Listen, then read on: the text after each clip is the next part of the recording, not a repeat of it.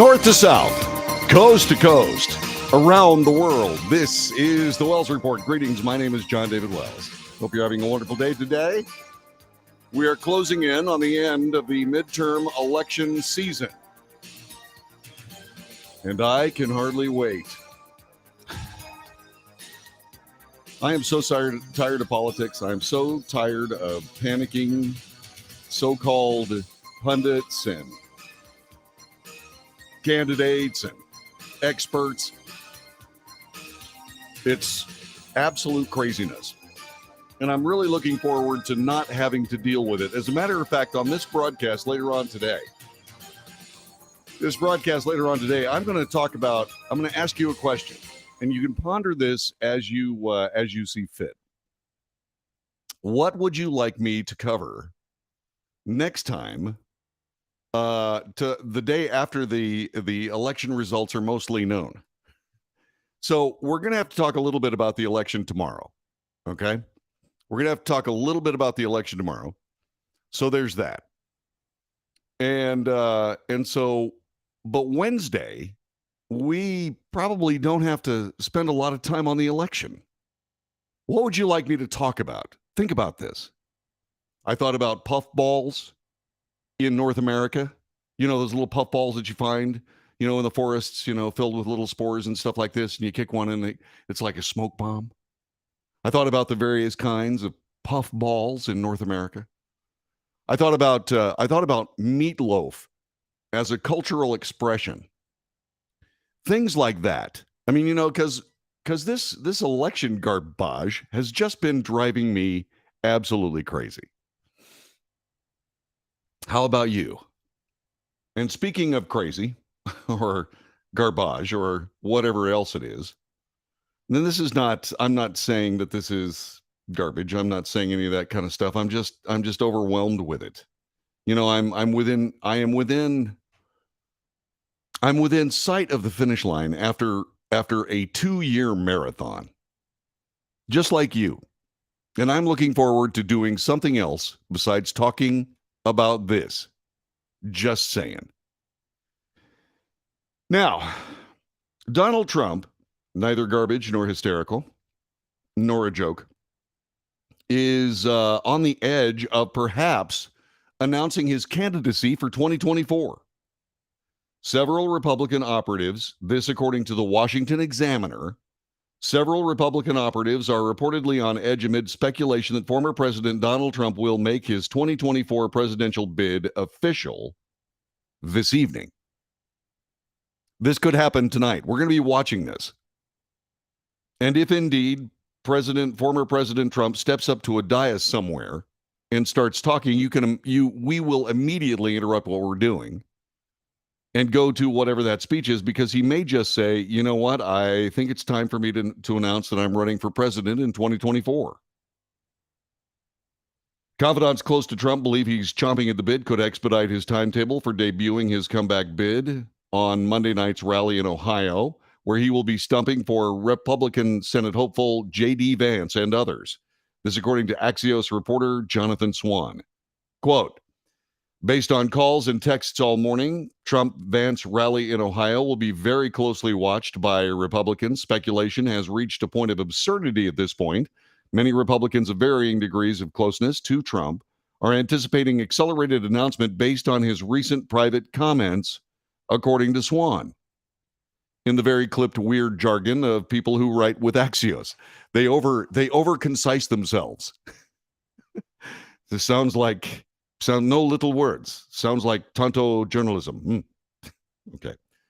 Anyway, Trump has repeatedly teased his 2024 ambitions during rallies, including Sunday night in Miami, where he proclaimed he'll probably have to do it again. Prior reporting indicated that President Trump had been eyeing a campaign launch after the midterm elections and that the date in mind was November 14th. Behind the scenes, some Republicans have prodded Trump to wait until after the midterm cycle to keep the focus on the GOP crusade to flip the House and Senate. However, a source familiar with the matter cautioned the Washington Examiner that it's unclear if President Trump will expedite the timeline. There's a lot of back and forth right now. Nobody really knows if it's going to happen tonight or if it's going to happen in a week or so.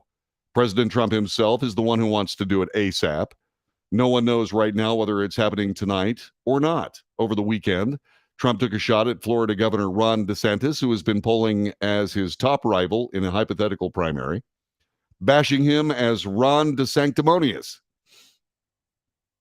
during an event in Pennsylvania. I'm not sure that fits. I don't get the idea that DeSantis is sanctimonious. I believe I believe he's confident. I believe he speaks purely and surely about what he believes is truth, but I don't think sanctimonious is it. Anyway, it's I guess a song has to have music as well as words. I don't know. Ron sanctimonious. That's not one of his best. On Sunday, DeSantis was noticeably absent from Trump's rally, which featured Florida GOP heavyweights and Senator Marco Rubio, Rick Scott, etc. Trump's election eve rally with Vance is expected to take place at 8 p.m. local time at the Dayton International Airport in Vandalia. So I don't know, and nobody else does, except, of course, for President Trump, whether or not he's actually going to run. Let me ask you this. Do you want him to? Do you want President Trump to run again? Yes or no, and why? Here's how you can get in touch with me. 817-379-2172. As a matter of fact, I want to put this on the chat room of our broadcast here. 817-379-2712. Okay? That's our telephone number. Do you want President Trump to run again? Yes or no, and why? 817-379-2172. I got that number wrong. What a dope. What a dope. Let's see. 817. I knew I was going to do that. I was thinking about that myself. I was going, you're going to type this in wrong. 817-379-2172. Okay? Anyway, dope. Anyway, so that's the real one. Okay, so a couple of people here. A couple of friends of mine. Do you want President Donald Trump to run again? Yes or no, and why? Anhoy Guzman says nope. One of the most brilliant men I know, John Thomas, says no. Why? Gary Absher says he wants DeSantis with Trump in de facto. In other words, I think he wants to convince Ron DeSantis to be Trump's vice president. Well, I don't think that's going to happen. I don't think that's going to happen either. I just don't. Evidently, Trump's DeSanctimonious comment did not garner the response he was hoping for. I just don't think it was well thought out. And so there you go. So Ann and John, thank you for answering the question. Tell me why you don't want him to run. Tell me why you don't want him to run. And if you haven't weighed in, by all means do so. Here's the telephone number again. 817-379-2172. 817-379-2172. I put it up there properly this time. So let's see. No DeSantis president and Trump in de facto. What does that mean? What do you mean in de facto? Let's see. Trump in the background. Oh, well, I don't know that Trump can be in the background. I think Trump is definitely a foreground guy. I don't think he can be in the background, just like he hasn't been in the background this entire time. We need action without the ego. Can you have the kind of action that we need without the ego? John Thomas, again, one of the most brilliant men I know. If you knew John, you'd know exactly what I was saying. I prefer DeSantis or Haley. Trump will never be able to overcome the damage that has been done to his image. The years of smears have been effective. That's a good point. That's a good point. The question is, can this guy rise above those with the electorate he has behind him? I've got another question for you. Do you honestly believe that many of those 74 million people that voted for him in 2020 have left his camp? I just don't get the feeling that he's lost any support whatsoever. I don't have any idea. I knew tweets were going to be Trump's Achilles heel. I don't think so. I don't think so at all. I think that what happened is that there was a de facto response by the media that anything Trump did had to be immediately vilified or made fun of or scorned in some way, shape, or form. I believe that President Trump's use of Twitter was brilliant. I think it was absolutely brilliant. Let's see, Mike says whoever fills Trump's shoes are going to get at least the same treatment from the leftists. I would agree. The question is, did the treatment that the left, the mainstream media, did that treatment actually damage Trump? Here's a guy that spent 4 years as president, 95% of the mainstream media coverage of him was negative. He was vilified at every turn. He was accused of being a Russian stooge. Strangely, he was accused of being a Russian stooge by a guy who was a Chinese stooge. Swalwell. What a joke. Anyway, I mean, it's just amazing that all this came down. But he was vilified and shamed and hounded by the Mueller investigation, which turned up absolutely nothing. Absolutely nothing. $1 million dangled in front of Christopher Steele if he could verify the contents of this so-called dossier that was lied about in order to get search warrants for people inside the Trump campaign and transition and presidency. I mean, it's just outrageous. So all of these things happened. Why is he still out there? Why is he such a feared commodity by the left? Why have the Democrats done everything they possibly could to destroy this guy, even though that's all they've been doing for the last 6 years? He's still there. I don't believe his support has waned a bit. I don't believe this guy is in many ways damaged at all. I think what they've done is thrown everything they possibly could at him, including the kitchen sink, and it just bounced off of him. What are your thoughts? 817-379-2172. 817-379-2172. So let's see. More than he could do as a VP of a non-split Senate. Yeah. Let's see. I want Trump policies. If DeSantis can do that, great. DeSantis is going to do more good by being Florida governor. Well, that's true too. That's a good idea. We were part of the 74 million. Of course, we don't push Trump. Well, I believe that most of that 74 million is there. 817-379-2172. 817-379-2172. Somebody said, gosh, you know what, JD? Is it kind of dark in your studio today? It sure is. Do you know why it's dark in my studio today? Because I forgot to turn on a set of lights that I always turn on. Don't ask me why. Let's see. Florida is the petri dish that's growing the vaccine. What an interesting metaphor. Again, our telephone number is 817-379-2172. 817-379-2172. Trump may be running again. We may find out tonight. Do you want him to? Next on the Wells Report.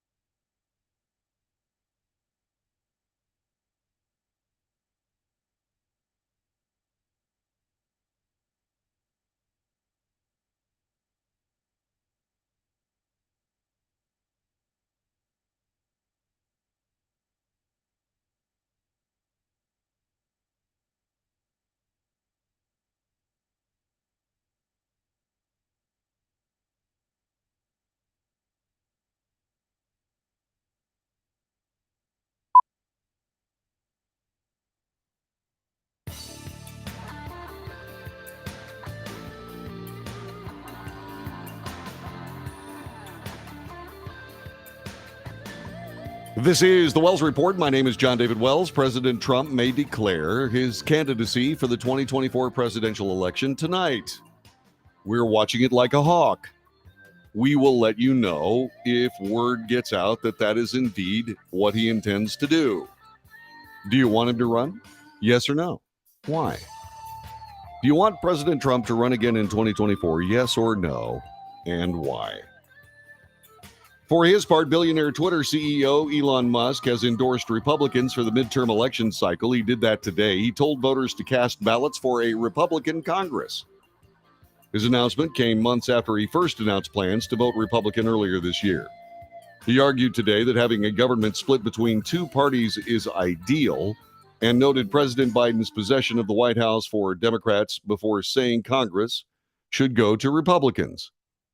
Here's what he said exactly. Quote, to independent-minded voters, shared power curbs the worst excesses of both parties. Therefore, I recommend voting for a Republican Congress, given that the presidency is Democrat. His endorsement follows through on his vow, to vote Republican in May. I voted overwhelmingly for Democrats historically, overwhelmingly like I'm not sure I might never have voted for a Republican, just to be clear. Now, this election, I will. I think he's got a lot of company.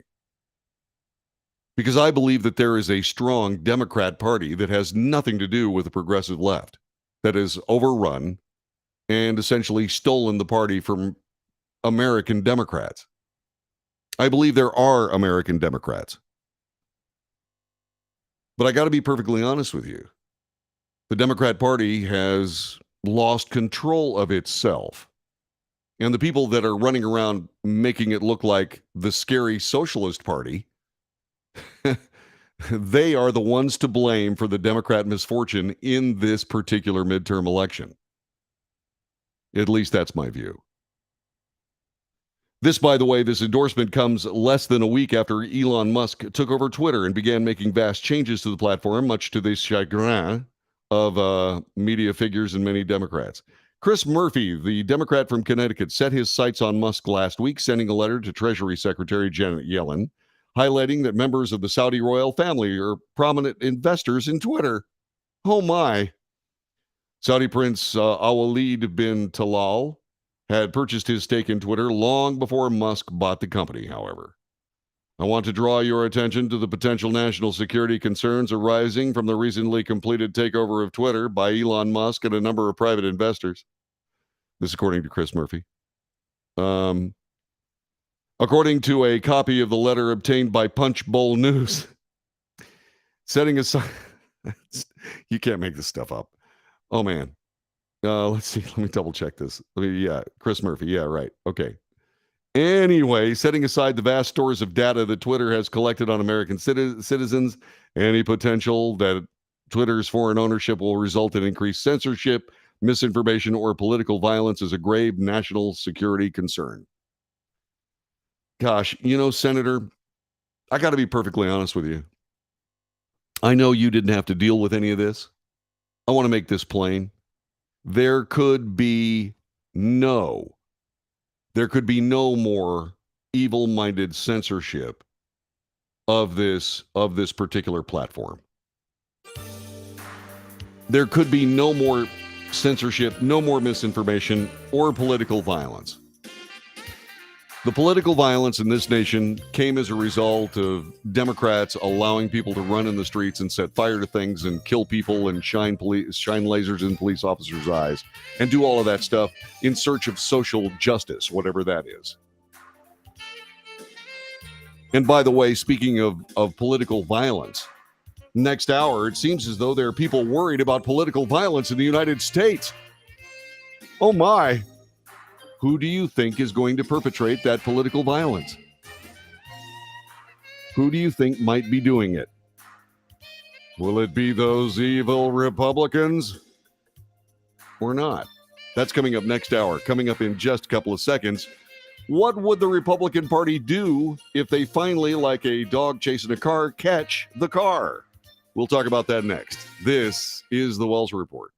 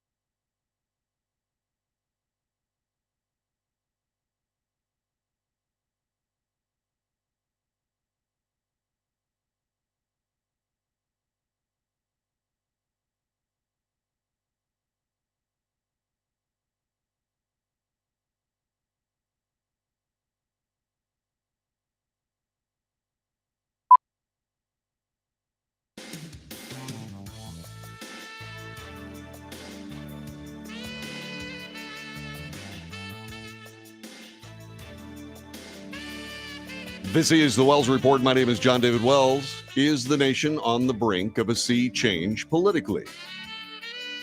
844, make that 817-379-2172. I almost gave you an old telephone number. 817-379-2172. Or you can join us on the chat room, Facebook, YouTube, Twitter, and Twitch. By all means, please do so. By the way, if you find any value in this broadcast, please share it with your friends. Subscribe to it. Give us a thumbs up or a like or something along that line. And if you'd like to put your money where my mouth is, by all means, donate to this cause. You can go to patreon.com/The Wells Report. And you can throw a couple of beans my way. And I mean a couple of beans, a couple of bucks a month, $1. It's no big deal. That's plenty. If you feel like you've got that in your budget and so on and so forth, go to Patreon, patreon.com/The Wells Report and help a brother out. I sure would appreciate it. Thank you very much. So we may be on the brink of a new political America. A lot of people are very happy to see that happening. Some people are scared snotless about it. Mostly those people in the party that may end up losing. They seem to be panicking more than anyone else in the entire nation. That being said, that would leave the Republican Party in charge. This is not something I'm excited about. I've seen this twice. I've seen this happen 2 times. 2006, 2008, Bill Frist was running the Senate. Republican House of Representatives, Republican Senate, Republican President, and nothing got done. Nothing I voted for twice. Nothing. Social Security reform. That didn't happen. I voted for that twice. And IRS reform. What are we doing? What are we doing? Why don't we have a regressive flat tax system? Why are we making this impossible for people? We sit here and we go, my God, these people have, they won't pay their taxes. They can't figure out how. That's the problem. You should be able to simply access a tax bracket that you fit into, put the money in that from your withholding account, and done. You could create a withholding account instead of the money actually going to the government and then being lost. You could keep track of that money and you would know while you're sitting at your kitchen table exactly how much money you have to pay in taxes and how much money you are going to get in a return. You could find out in 20 minutes, maybe. I know. Gary says this, it makes too much sense. Well, that's what I figured they were going to try to do.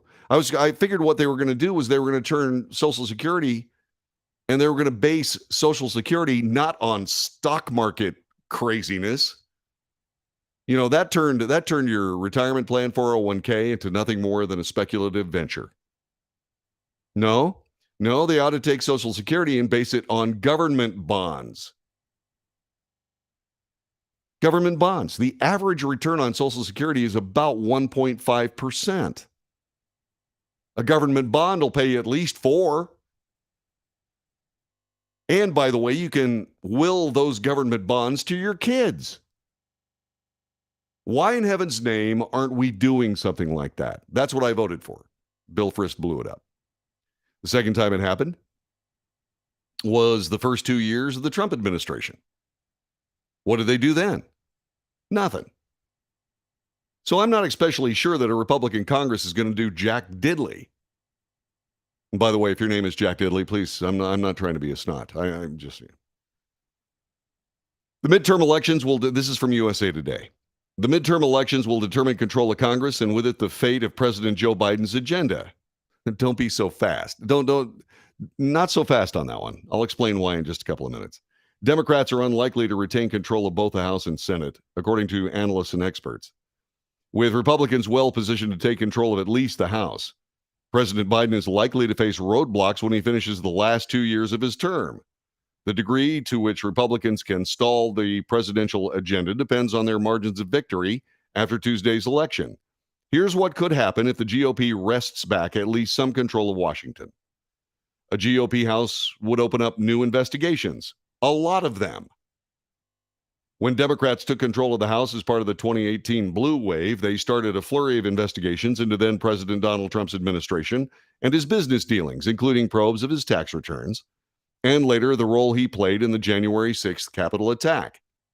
Why in heaven's name would the Republican Party not do the same thing to Joe Biden and start chasing Hunter Biden for real and start chasing down all of this information regarding whether or not 10% for the big guy ended up in Joe Biden's personal accounts somewhere? Why wouldn't they do that? See, these were the precedents they set when Donald Trump actually became the president of the United States. He was in office for 19 minutes before somebody started talking about impeaching him. I mean, this is part and parcel. Now, what's going to stop the Republican Party from doing any of these things that USA Today is concerned that they might do? Well, republicanism. It's the same thing with Joe Biden's agenda. The Republican Party has this nasty habit of enabling Democrat policymaking. That's what they do. It's like they're the awestruck little brother looking at their football hero brother standing there, the Democrat Party, ooh, I want to help them. And they do. In order to have a real two-party system, the two parties have to be adversarial. And they are not. They keep bragging about bipartisanship. And what does that do? That creates a political class that just rules over everything.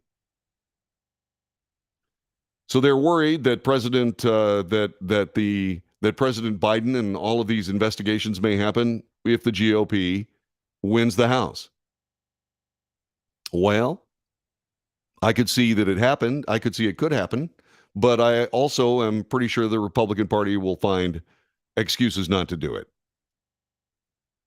They say here, USA Today, Republicans have been itching to do the same thing that they did with President Trump with Joe Biden. If they get control of the House next year, expect a lot of investigations into the programs and his son Hunter.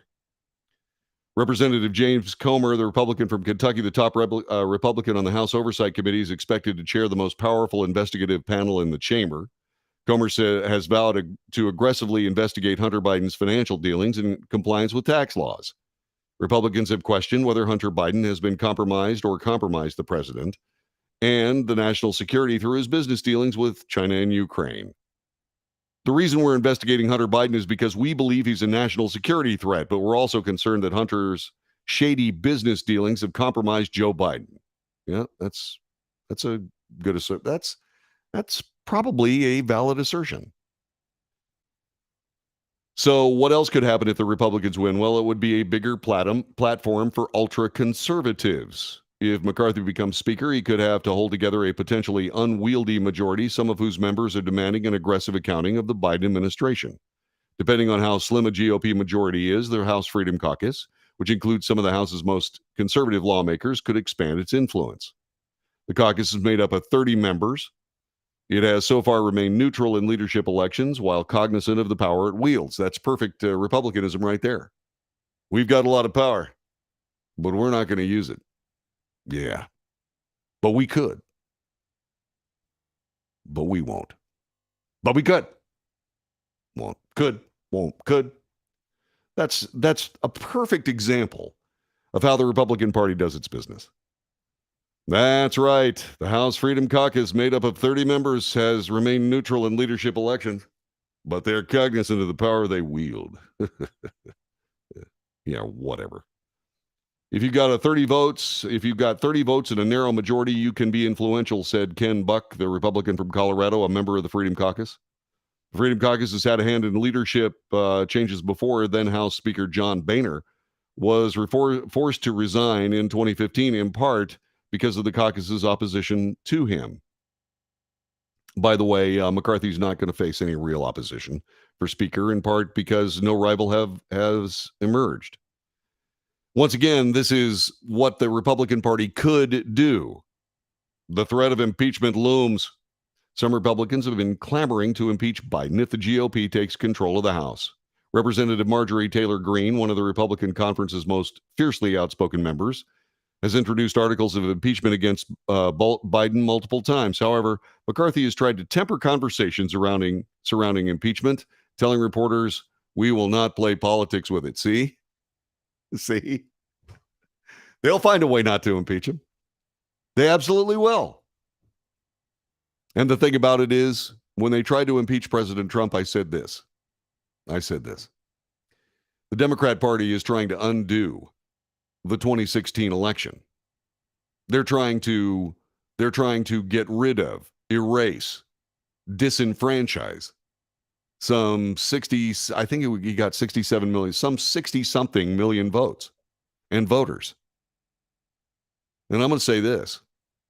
If the Republican Party tries to remove President Biden from office, then what will happen is that they are going to work to disenfranchise 81 million people who voted for President Biden. Now, some of those people said that they wouldn't have voted for President Biden had they known about the shenanigans that Hunter Biden was trying to pull off. That's what they say. That's what's reported. I'm not sure I believe it. But make no mistake, the same things I said about President Trump being impeached, I'm going to say about President Biden being impeached. Now, if you can actually tie President Biden to the graft and corruption that seems to be apparent in Hunter Biden's dealings around the world, if you can tie the president to it, if you can tie the president's brother Jim to some kind of an influence buying scam, now that would be the basis of what could be called a righteous impeachment. But I would suggest the Republican Party go very, very slowly and exact their revenge on Democrats other ways. That's what I would suggest. I think that would probably be the best idea unless there is an actual high crime and an actual misdemeanor. If there are those, then so be it. Otherwise, what I want the Republican Party to do regarding impeachment is not necessarily impeach Joe Biden. What I want them to do is I want them to clarify just exactly what the grounds are for an impeachment. High crimes and misdemeanors must be defined. I would suggest high crimes, violations of felony law in the U.S. Code. Misdemeanors, I would say that it would be influence peddling. I would say it would be some kind of political corruption or espionage. Although espionage would be a high crime, maybe perhaps the highest. But like I said, what will the Republicans do? I don't know. I'm not expecting they're going to do much. They say that the Republicans could slow down money going to the Ukraine. Well, that's possible. What legislation can pass? If the GOP takes back the Senate, McConnell would reclaim his post as Senate Majority Leader, allowing him to set the chamber agenda. McConnell said during his previous tenure as Majority Leader was critical of opponents as he was criticized by his opponents as being obstructionist. The self-proclaimed Grim Reaper of the Senate said he's already 100% focused on stopping Biden's agenda. Any Democrat legislation that arrives in the Senate would have to go through McConnell, who has, in the past, left plenty of Democrat House bills in legislative limbo. If the GOP takes the House, expect a Republican majority to push through legislation with traditional conservative points, tax cuts, a reduction in government spending. A Republican agenda revealed September a commitment to America outlined various legislative goals for a GOP majority, which takes us seamlessly to a preview of Republican plans as talked about by GOP leader Kevin McCarthy. He's vowing to secure the border, cut back on government spending, launch rigorous investigations into the Biden administration. It reflects a mix of priorities as McCarthy will be forced to contend with an increasingly hardline pro-Trump conference that's itching to impeach President Joe Biden. Not on political grounds. No, you're not going to do it on political grounds. You got to have a high crime and a misdemeanor. You absolutely do. This garbage is garbage. We, the people of the United States, in 2020, elected Joe Biden. The government does not get to overrule the votes of the people. Period. Unless there's a high crime and a misdemeanor. Don't you think? So there's more about this. CNN is reporting that Kevin McCarthy is going to do all of these things. We shall see. I would also expect that the Republicans will find a way to work with President Biden, like they always do. They'll find a way to do it. And that may or may not please you, but we shall see. This is the Wells Report. My name is John David Wells. Thanks very much for having me on your radio or on your computer or wherever it is you're watching. We'll be back with more coming up in just a couple of moments. Moments. There we go. I knew I could say that word.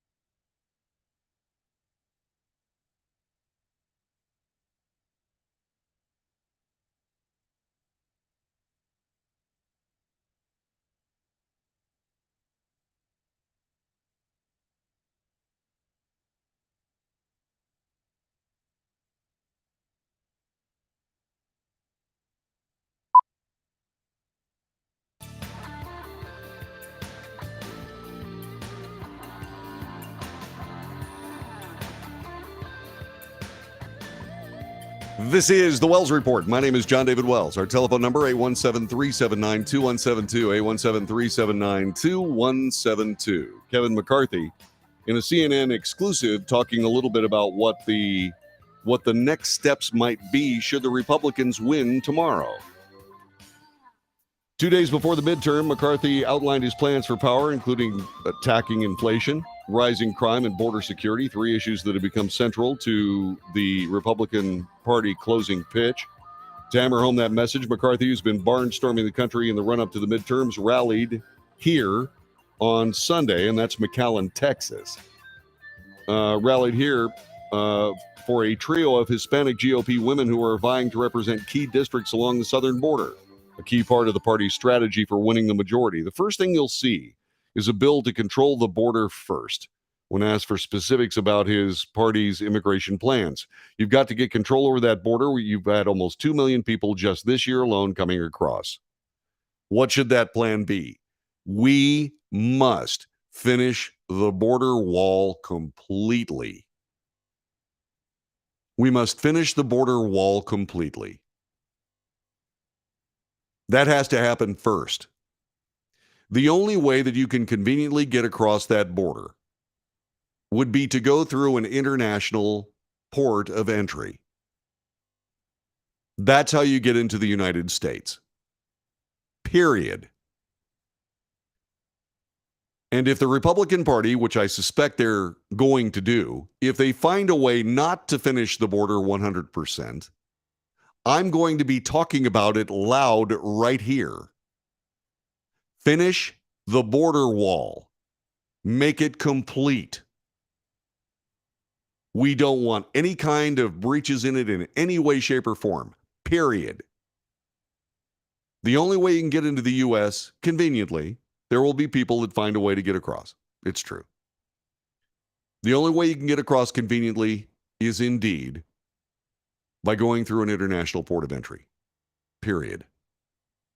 But I don't think the Republicans are going to do that. They're going to say, well, we can put some technology up there. Oh, yeah, okay. Don't talk to me about that. It's ridiculous.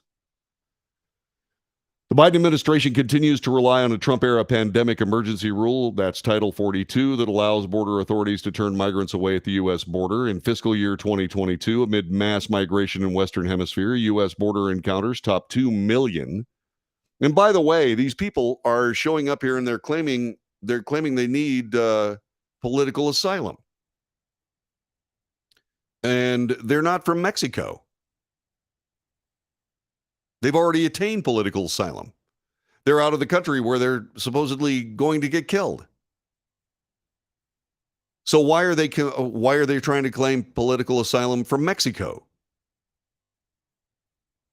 If they're going to ask for political asylum, they should be talking to the government of Mexico. Hello. You know, there are international laws that cover all of this. You know, they just disappear in the delirium of leftist intent to re-demography America. Absolutely, it's sinister. McCarthy has also highlighted oversight and investigations as a key priority for GOP-led House, listing potential probes into the chaotic Afghanistan pullout. Do it. Do it. Absolutely do it. Man, you know, I'm a part of the U.S. military. And I've talked to my brothers and sisters about brothers and sisters lost in that very exact pullout. And I have to be perfectly honest with you. There needs to be some accountability for that Afghanistan pullout. And there need to be, I'm sorry to say this because I'm really not up to hurting other people, but there need to be some people that are badly damaged because of that decision making. It's horrific. Let's see what else. The origins of the COVID-19 pandemic, how the administration has dealt with parents and school board meetings. And he left the door open to launching the eventual impeachment proceedings, which some members have already begun to call for. Well, let's not measure the drapes yet until we win the election, okay? By the way, there is something else. The USA Today put this out there. You know, the Republican agenda can be pretty comprehensive depending on how many seats the Republican Party wins. Okay, so that doesn't stop the Democrat Party at all.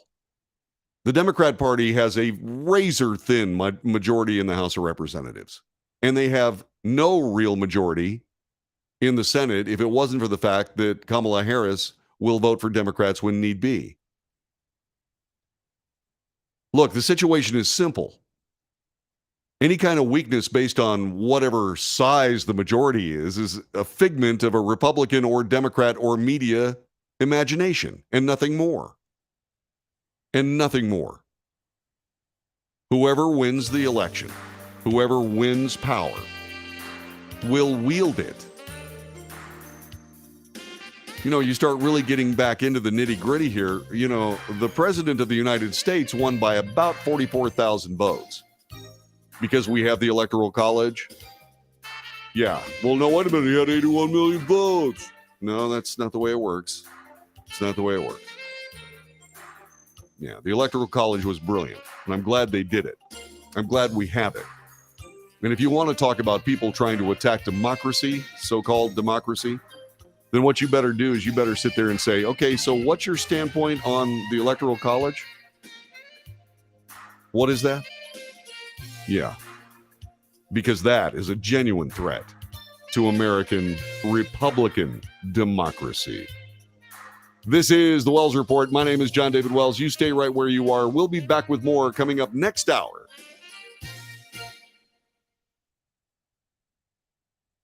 And just like that, 1 hour in the books. Okie dokie.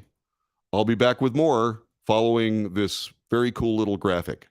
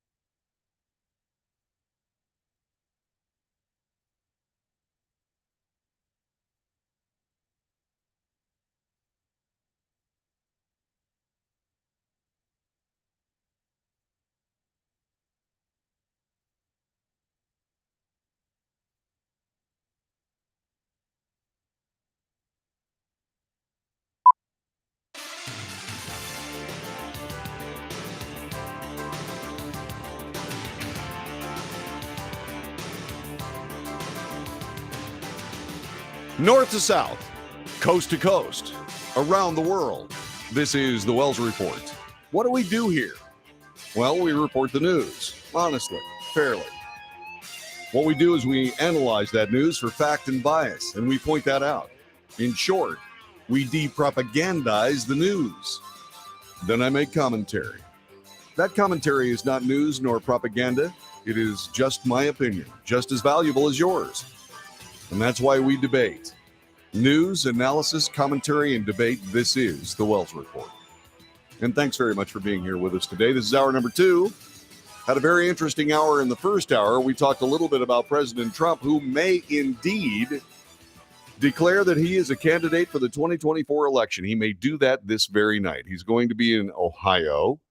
I believe that's 8 o'clock Central Time. Could be 8 o'clock Eastern Time. But he may indeed declare that he's going to be a presidential candidate. That would be smart. Because then if the DOJ wanted to indict him, how would they possibly indict President Trump without it looking political? The DOJ does not need to look like they're playing politics any longer. All right, so anyway, Gary Absher says, getting rid of the Electoral College will take a constitutional amendment. No worries. Let Democrats cry about it all they want. You can pass military standards, says Randy, but next you'll say you're considered a SEAL. Excuse me? Are you kidding me? Randy is thinking that I'm some sort of stolen valor jackass. Excuse me? No, not at all, Randy. I just want to make sure that you understand that that's offensive. Take care, because on these particular debating platforms that we use for the Wells Report, we're respectful. We're respectful and we're nice. We're professional. We're cordial. We're polite. That's what we do on those. If you can't be that way, like accusing me of stolen valor, you scumbag, then I will simply evacuate you from the AO. Okay? Thanks. Where was I? Oh, yeah. So President Trump may run. We're keeping our eyes on it. If we have hard data on that, then what we will do is we will immediately report it. Now, what do we have going on here? Well, we have the latest scare tactic on the part of the left. And this, of course, the leftist media. Will Carlos, Bill Keveney, and Trevor Hughes for USA Today on the eve of midterm elections in America, as January 6th insurrectionists remain on trial, as candidates nationwide deny the results of the 2020 election, as the president warns of a path to chaos, experts on voting and extremism want to make two things clear. Voting in America, first, voting in America remains extraordinarily safe. Second, as millions of Americans will seethe over the 2020 election and cast doubt on the fairness of the electoral process, spurred on by lies and disinformation, the possibility remains of tense confrontations or even violence at polling places this week. Well, I can't really get past the first 3 paragraphs before I have a major problem with this story, or shall I say journalism, because as a story, it's not bad, but usually stories are fiction, and this is getting perilously close to it. Okay, first things first. They talk about 2 things. 1, voting in America is extraordinarily safe. 2, there may be violence, political violence at polling places. I'm sorry, how do those 2 terms live together less than 1 paragraph apart? This kind of stuff drives me nuts. This is just... Election workers are stepping down in droves after being harassed and threatened. Misinformation is ramped up, and volunteer groups are stepping in with de-escalation training to be used at polling places. Organizations pushing spurious claims of voter fraud will now cause volunteers to patrol polling stations and election infrastructure in some states. That raises the likelihood of tense interactions between election critics, election officials, and voters. Okay, well, this is what happens when you start playing around with various things that people are typically able to do. Like, for example, not allowing the political opposition to oversee the vote count. Pennsylvania. What is that all about? Suddenly we have this problem counting votes because there's a so-called flood in a building and everything shuts down at the same time other things shut down in various places across the country. What are you talking about here? Nobody ever explained it. Nobody ever wanted to investigate it. Nobody ever wanted to get closer to a real answer. And this is what happens. People don't believe the 2020 elections were on the up and up. And it's because nobody bothered to actually get into it to find out whether or not they were right. What do I think? I think the 2020 election was the 2020 election. It's 2022. What I think is this. Regarding that particular story, here's what I think. There are a lot of election deniers running for public office. If they get elected, what does that mean? What does it mean? It means it's a viable political issue. And we had better do something about it. I was just talking to a friend of mine, Mary F.S. Short. She is a fantastic human being that is a very well-spoken, incredibly intelligent member of the left. Okay? She's been in my house. I invited her to my parties. I mean, she's just very, very good. She's brilliant. But she's trying to say that when I talk a little bit about the possibility of the counting of votes beyond election day, that I might be looking for a boogeyman. I'm not looking for a boogeyman at all. Not one bit. I believe that when you have mail-in votes, they should be counted as soon as they arrive. Same thing with absentee votes. You have, as a voter, the opportunity to get your vote cast, not on election day, but before election day. All the counting of all the votes should commence with the closure of polls on election day. Any votes that come in beforehand, any mail-in votes, any absentee votes need to be counted first. That would go a long, long way of quelling the suspicion that people have in these United States that you just keep counting ballots until you get the right result. Now, I'm not saying that happened in 2020. I'm just saying that that's possible. When that kind of garbage happens, that's possible. There have been a lot of elections throughout the history of the human endeavor. And that's one of the ways that you get around an actual result. Do I think that's a problem in America? Not yet, but it's getting closer. And we had better stop it. Anyway, getting back to this idea that there might be violence. Oh my God. Increased tensions could also come in the days and weeks post-election, especially in communities where election deniers are on the ballot. It's a new normal for everybody, election officials, law enforcement officers, individual voters who could be on alert or should be on alert, but not panicked as they cast their votes, said Jared Holt, a senior researcher at the think tank Institute for Strategic Dialogue and an expert on domestic extremism. When it comes to risks at the polls, I keep telling people to be vigilant, but not paranoid. Vigilance means being aware of some of the different things you might see at a polling location and how to respond. Whereas paranoia looks like believing armed goons are waiting outside your polling station now, and maybe you don't want to go vote at all because you're worried about it. No, I don't think the new Black Panther Party is going to be hanging out in front of any of the polling places. Oh, yeah, Wells? Well, what about all those guys with weapons? Well, two things. First, the guys with weapons watching the remote ballot boxes. I said that was a mistake then. It's a mistake now. Don't show up with your weapons. Show up with an American flag and the Constitution. Stop being a jerk. Just watch. Keep your video handy.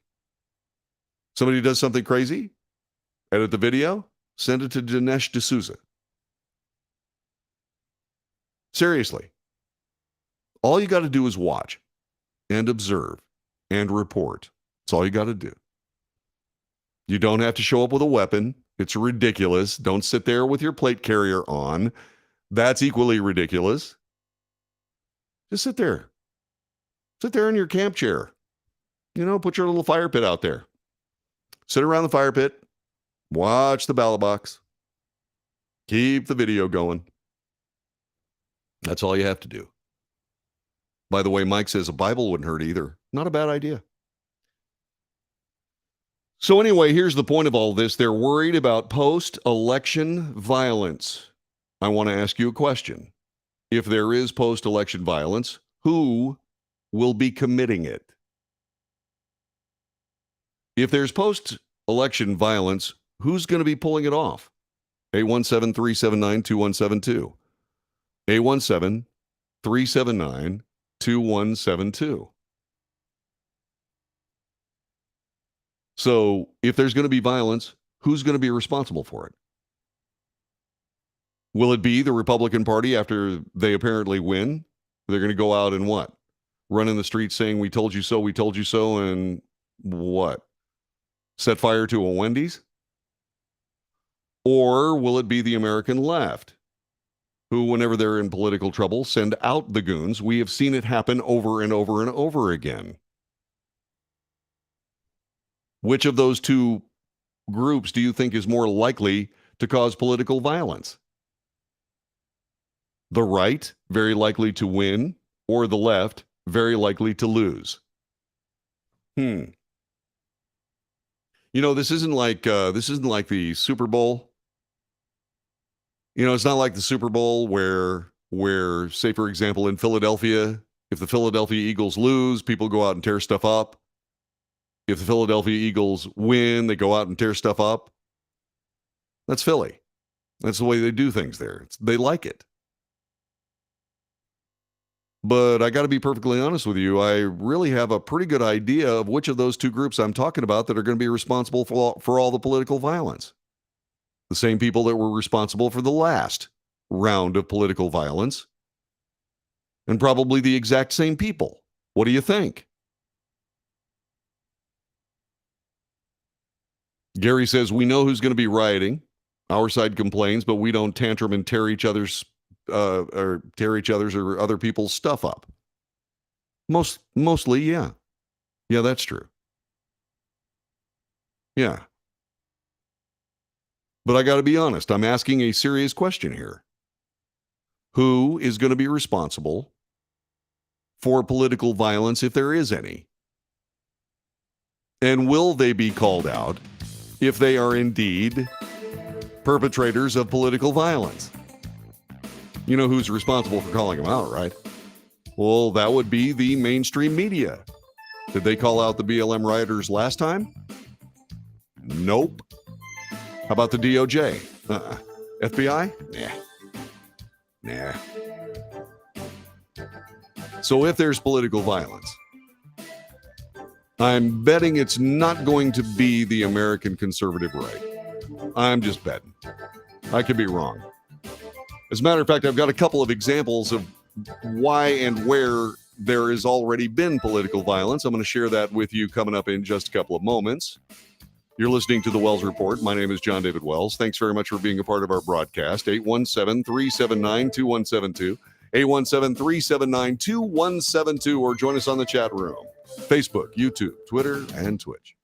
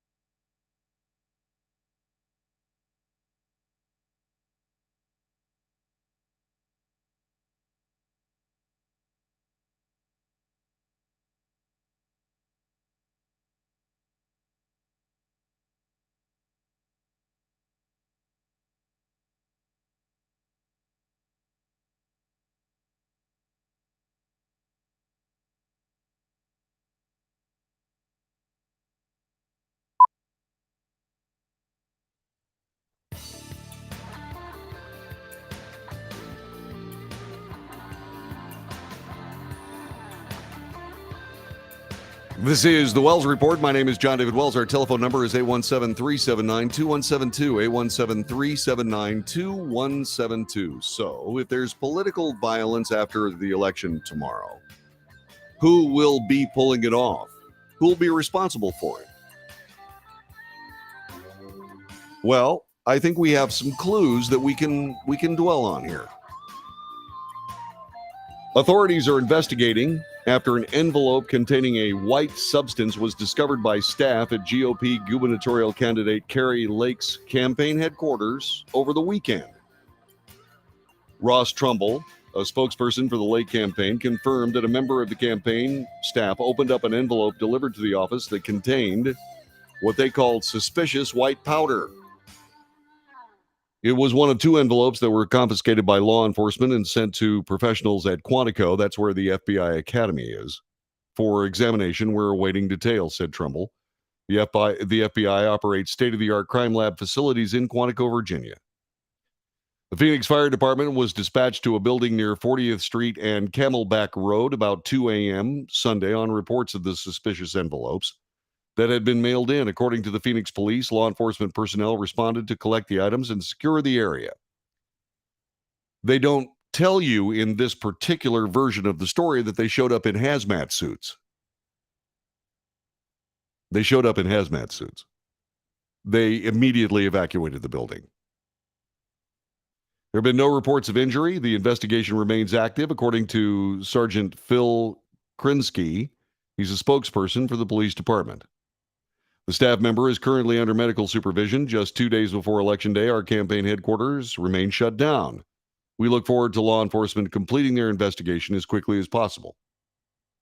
So right before the election, when Kari Lake is going to be doing her get out the vote portion of her campaign, somebody did something to shut down her headquarters. I wonder if that was a MAGA Republican, or maybe even an ultra MAGA Republican. You know, I'm betting it wasn't. Who do you think it might have been?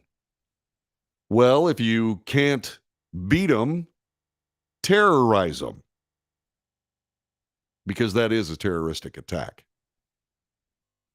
Where else do we have here? Oh, the supporter for GOP gubernatorial candidate Representative Lee Zeldin, seen on video allegedly being attacked and choked at a New York City event for Democrat Governor Kathy Hochul, spoke out for the first time on an interview with Fox News. Angelica Torres, who showed up with an anti-Hochul sign at the event for Democrat governor outside the Stonewall Inn in Manhattan, recalled how an unidentified woman grabbed her sign and threw it.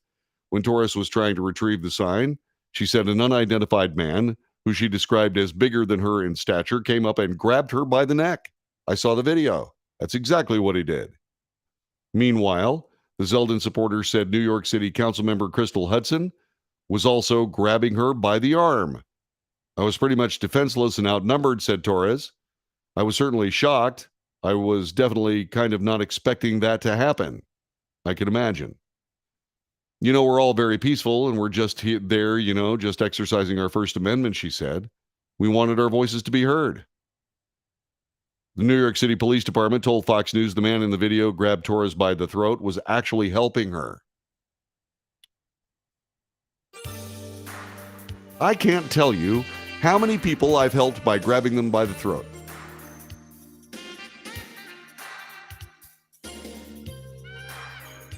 That's the New York City Police Department.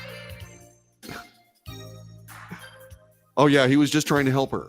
Just trying to guide her away by the throat.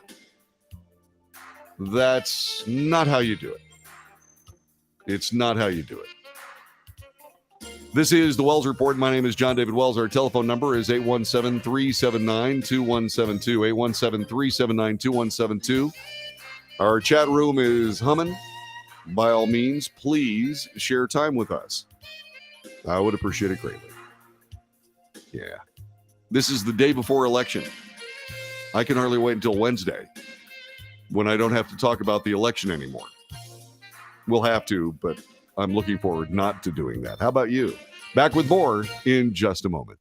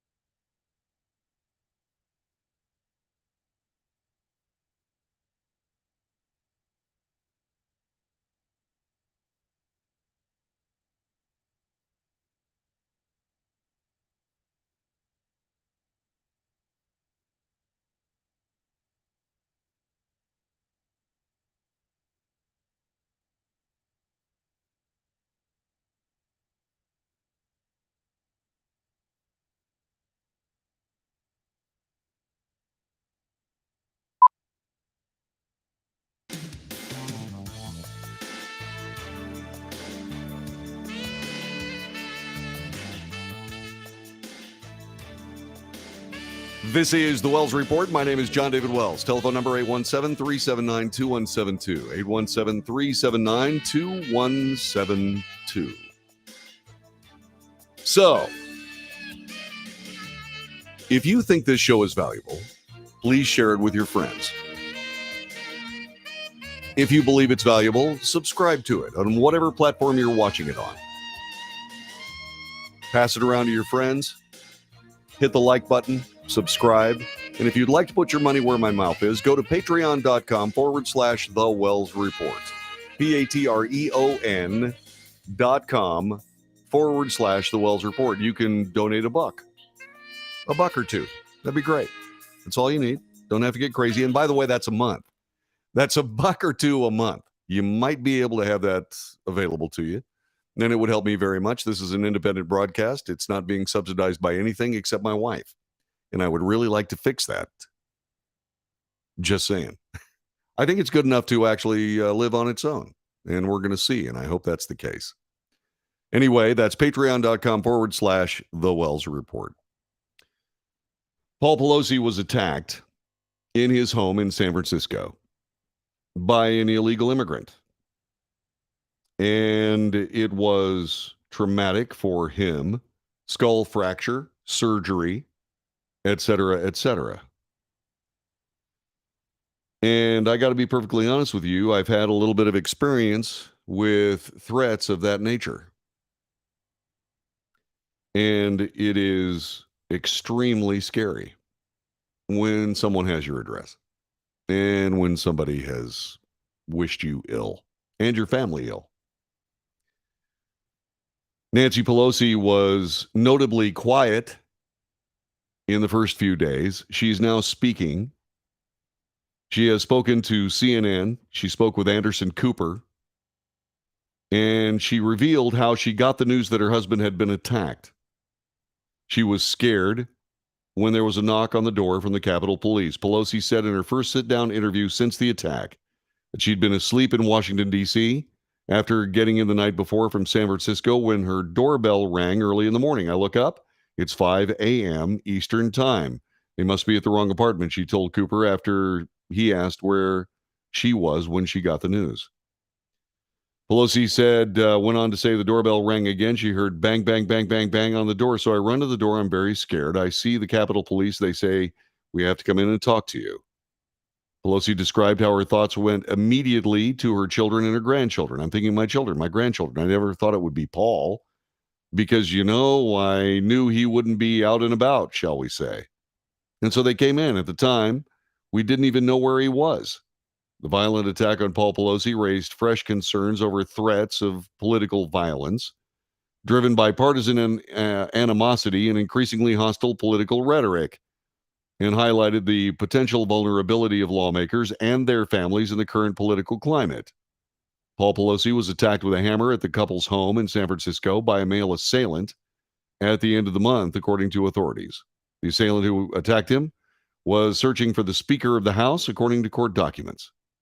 David DePape is charged with 6 counts relating to the attack, including attempted murder, burglary, assault, false imprisonment, and threatening the family member of a public official. He's pled not guilty to all state charges. Following the attack, Paul Pelosi had surgery to repair a skull fracture and serious injuries to his right arm and hands. This according to Drew Hamill, a spokesperson for Nancy Pelosi, in an earlier statement. He was released from the hospital last week. Speaker Pelosi also indicated the attack on her husband will factor into her decision about her own political future after the midterm elections. Pelosi, one of the most powerful figures in national Democrat politics, has earned a reputation as a formidable leader to House Democrats who exert significant influence on her caucus. But speculation is intensifying in Washington over what her next move will be and whether she would decide to retire if Republicans win back the majority. During the interview, Cooper asked Pelosi if she would confirm that she's made a decision one way or another about what she was planning on doing. Noting that there has been a lot of discussion about whether you'll retire if Democrats lose the House. The speaker said the decision will be affected about what happened in the last week or two, prompting Cooper to ask, will your decision be impacted by the attack in any way? And she said yes. She said yes. Twice. Nancy Pelosi, a good professional interview without succumbing to the typical opportunity to use a crisis to her best advantage. That's good. That's a good thing. Now, there are other things regarding that particular attack. And there are a lot of people that are concerned about it. There was an NBC report talking about the attack, and it was by NBC News. A prominent media watchdog is calling on NBC News to be more transparent about its stunning retraction of a report last week on the Paul Pelosi attack. Critics from all sides are demanding more of an explanation.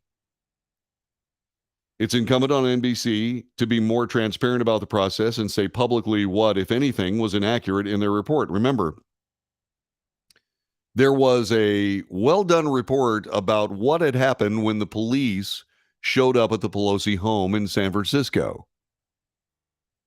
And what was interesting about it is that there were several anomalies that were discussed in that report.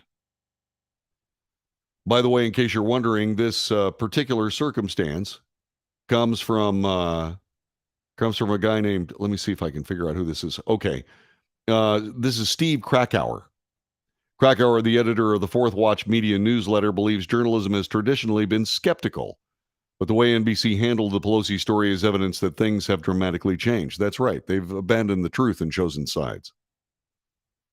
Now, much of the legacy press is notably anti-skepticism, and much of the incurious press labeled any skepticism in this assault and break-in as dangerous conspiracy theorizing. How convenient. Indeed, there remains an assortment of lingering questions about the details that led up to the attack. How was Nancy Pelosi able to call how was Paul Pelosi able to call 911? Why did the assault only happen after police arrived, according to the NBC report? How was Pelosi able to open the door for police while being essentially held hostage? Why wasn't there a security system with an alarm that went off after the glass broke at the back door that was opened at 2 a.m., instantly alerting the police to a break-in? NBC News reporter Miguel Almaguer attempted to answer some of those questions by Friday morning, citing sources familiar with the situation who said the police did not know they were responding to the Pelosi residence. Pelosi opened the door but did not attempt to escape or declare an emergency, even walked away from law enforcement and toward his eventual attacker. Almaguer noted in his report, he told Today co-host Craig Melvin, "We still don't know exactly what unfolded between Mr. Pelosi and the suspect for the 30 minutes they were alone inside the house before the police arrive. Officials who are investigating the matter will not go into further details about this new information." Almaguer's report was quickly erased from all NBC News platforms. It was deleted from social media. NBC News issued an editor's note on the website saying this piece has been removed from publication because it did not meet NBC News reporting standards. Okay. And of course, this opened up the discussion for all kinds of different things. Well, what was Paul Pelosi doing with Mr. DuPape? Not that it's any of our business. What I'm trying to figure out is why don't we just solve the problem? Well, how do you solve the problem, John David? It's very, very simple. What you do is you request the police officer's body camera footage. It'll all be right there. And why hasn't that happened already? Well, because there are strong forces at work keeping it from happening already. And that comes back to all the things that we've seen. And that comes back to at least a fine basis for an assertion that the fix is in. You can't have that. You simply can't. You cannot have that. Why? Well, because if the fix is in and America's leaders can depend on kid gloves handling, What you can also depend on, and what you can also absolutely bet on, is that as long as there is zero accountability for actions taken by the cultural and political elite, we will still have questionable actions being taken by the cultural and political elite. We, the people of the United States, deserve a free press absent bias. We deserve a free press that is not in lockstep with a particular political party, and it makes no difference which political party you're talking about. Bias is bias. I have not engaged in speculation on this story. The only thing that I have done on this story is suggest what we do is we get a copy of the police reports and we get a copy of the body cam footage. Let's go. Let's quit playing around and let's find it. Let's get it. And let's see what happened. And it needs to be released.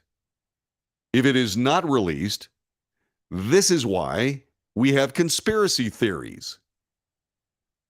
And then, of course, the same media that is responsible for laying the groundwork for all of these conspiracy theories by not reporting the news, then decry the fact that there are so many conspiracy theorists out there. Okay, well, you don't get it both ways. You do not get it both ways. Report the truth.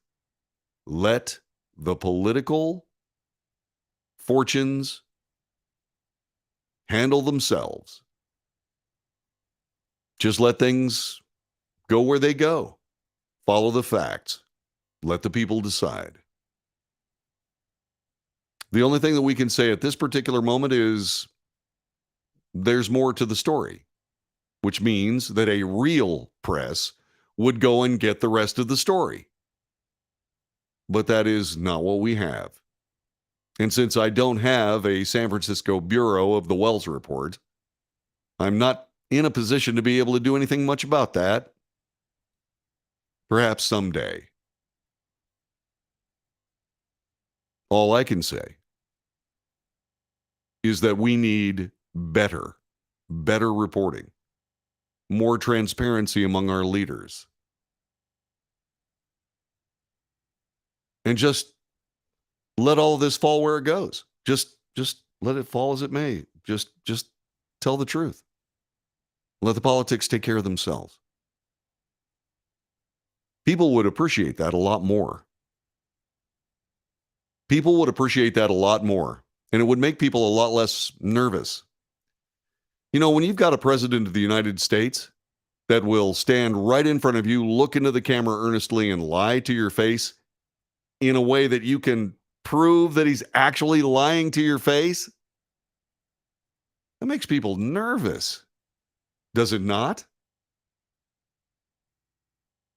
When you sit there and you watch James Comey explaining an absolute crime, right down to the fact that there is no need for even proof of intent because of this crime. And then he just absolutely countermands American law, and he's the director of the FBI. Holy moly. That's a bad thing. Suddenly, we've got the director of the FBI proclaiming what law is and what law isn't when you can read it for yourself. That makes people nervous. When you find out that that same organization is going out and falsifying testimony so that they can get a wiretap, which is an anachronistic term. They can monitor Carter Page, George Papadopoulos' phones as they do their work with the Trump administration and Trump campaign and Trump transition. It makes people wonder, wait a minute, can they do that with us? Yes, they can. And they do. Everything you say, everything you put in electronic means has been dutifully sucked up along with the metadata by the federal data hubs around the nation. And if you step out of line, suddenly all that information comes back. That is not the country we signed up for. That is not what the Fourth Amendment talks about. How does this tie to Nancy Pelosi and Paul Pelosi? Well, I want to protect Paul Pelosi and Nancy Pelosi's privacy. As a matter of fact, if it was up to me, I would say, okay, just let it go. But there's another problem with that. The politicians du jour decided that David DuPape was some kind of MAGA Republican, and that made it a completely different kettle of fish. This is the Wells Report. Back with more in just a moment.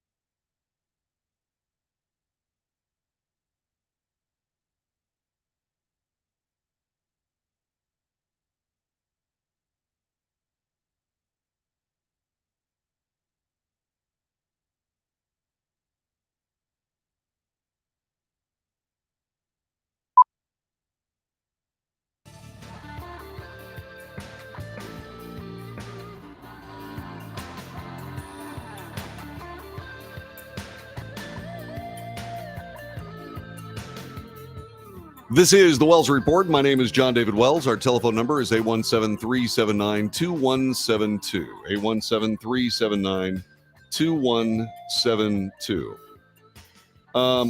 We reported the story of Elon Musk laying off about 3,700 workers from Twitter. It happened last Friday, and apparently it was done by email. It was kind of rude and ugly and all that kind of stuff. Okay.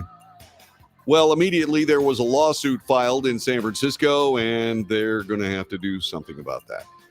That's the very latest thing, as the left continues their spasm of retribution against those who displease them, which kind of ties with what we're talking about here. All dutifully, of course, sustained by the media, which is dangerous. Well, check this out. Facebook parent company Meta is planning their first significant layoffs in their history as the company grapples with shrinking business and fears of a looming recession. This, according to the Wall Street Journal. The job cuts are expected to impact thousands of workers that could begin as early as this week, according to the Wall Street Journal. Citing unnamed people familiar with the matter, Meta has a headcount of more than 87,000. Meta has declined to comment on the report. On a conference call last month to discuss earnings and results for the third quarter, CEO Mark Zuckerberg said he expects the company to end 2023 as either roughly the same size or even slightly smaller than we are today. The possible cuts come as tightened advertiser budgets and Apple's iOS privacy changes have weighed on Meta's core business. The company last month posted its second quarterly revenue decline, and reported that its profit was cut in half from the previous year. The drop in profitability is largely driven by the billions Meta is spending to build a future version of the internet called the Metaverse that likely remains years away. Once boasting a market capitalization of more than $1 trillion last year, Meta is now valued at about $250 billion. After reports of the job cuts, Meta's stock opened at more than 5% higher this morning. Meta is far from the only tech company thinking about rethinking their staffing. In a stunning shift for industries sometimes thought as untouchable, a number of tech companies have announced hiring freezes or job cuts in recent months, often after having seen rapid growth during the pandemic. Last week, rideshare company Lyft said it was axing 13% of its employees. Payment processing firm Stripe said it was cutting 14% of its staff the same day. E-commerce giant Amazon said it was implementing a pause on corporate hiring. Facebook rival Twitter made sweeping cuts across the company on Friday under its new owner, Elon Musk. The cuts impacted its ethical AI, marketing and communications, search and public policy team, among other departments. In the days since, Twitter has reportedly asked dozens of laid-off employees to return, according to Bloomberg. So we'll see where all this comes up and where all this ends. But the times, they are changing. And once again, all I can say is this. I can say that if you follow the precepts, ideologies, and the plain human brilliance of the Constitution of the United States, you're not going to have any trouble doing business in America. But what these companies need to remember is that they are employing Americans, and Americans do get to have the Bill of Rights. And companies who do business as corporations in the United States using public funding should be required to comport to the Constitution of the United States. They're not separate infra-governments. This is one of the big problems with corporations in the United States. It's where the corporate ethos, as if there was such a thing, that's where that came from. That's where people look at corporations and say, okay, so we've removed accountability for the people making the decisions, and we've foisted it into a corporation, which is an actual creation. It's not real. It's not a person, but it's treated like a person. And if anything goes wrong, well, that's the entity that takes all the abuse from people trying to, say, sue them or what have you. But remember, that is just a vessel of the decision-making of people protected by the corporate veil. And I say that if you violate the precepts of the Constitution and the Bill of Rights, your employees should have the right to redress their grievances with you. I believe that every corporation in the United States should have a chief constitution officer who is a defender of those very rights. But the point of the matter is this: regardless of whether or not it's imposed on you, just following the precepts of the Constitution of the United States when you're employing a populace that does the exact same thing is always good business practice. It's just plain smart. And I would say that teaching or treating people like they're some sort of, I don't know, renewable asset or a cog in a wheel and so on and so forth is not a good thing. That is a mistake. And it creates problems for you that can eventually take out your entire company. If you're an American company, be American. That's what I would say. Try not to fall to the socialist, not socialist, but sociopathic tendencies of a corporation. Back with more coming up next hour. This is the Wells Report. Thanks for joining us today. And just like that, that's hour number 2. Stick around. There will be hour number 3 presently. Thanks very much for being a part of our show.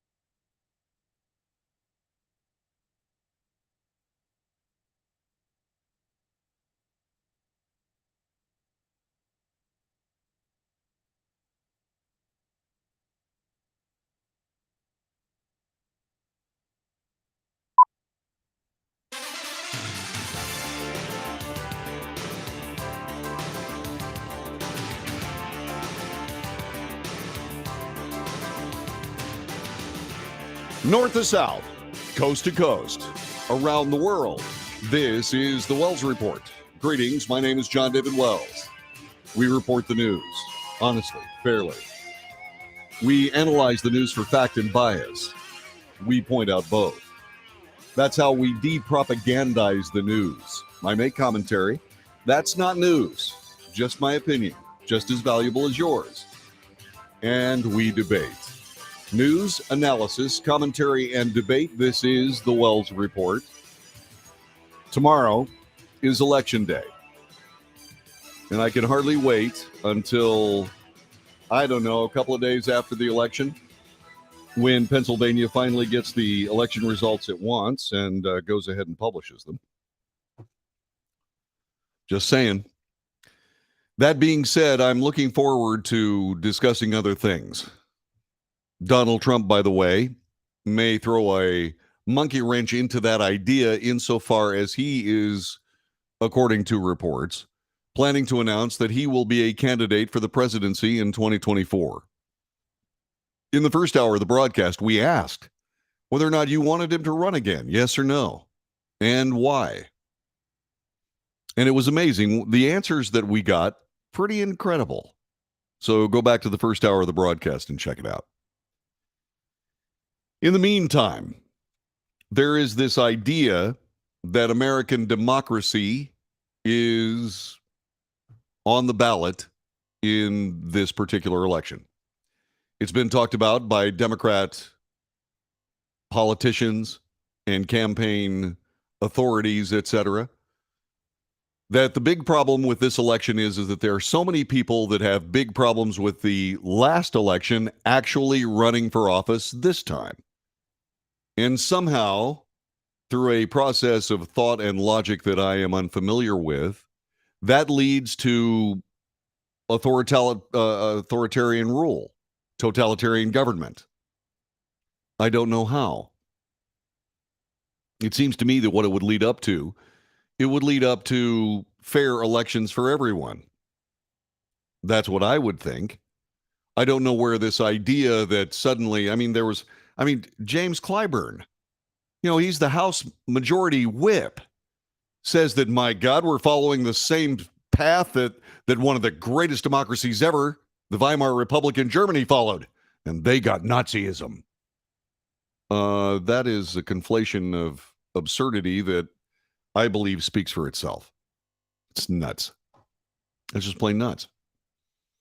And by the way, it wasn't lost on me that once again, this particular group of people found another way to call people like me another absolutely atrocious name. Literally. And that is, somehow I'm a Nazi. Well, screw you. Republican Mark Finchem maintains that the 2020 presidential election was not on the up and up in Arizona. This, by the way, is from USA Today News. During the 30-minute Secretary of State debate against Democrat rival Adrian Fontes on September 22nd, he continued to argue, without providing evidence, that some votes were outside the law. But when asked by moderators if the state's 2022 midterm primaries in August were also fair, the GOP nominee to the Arizona's chief election officer was caught flat-footed. What changed? The candidate, said Finchem. I have no idea. We're not really dug into what happened with our processing of ballots. The machines were the same.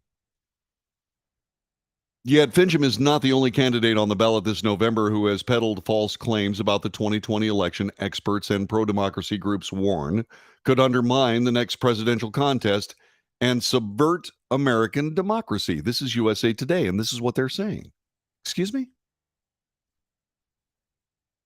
Okay, so all I can tell you is this.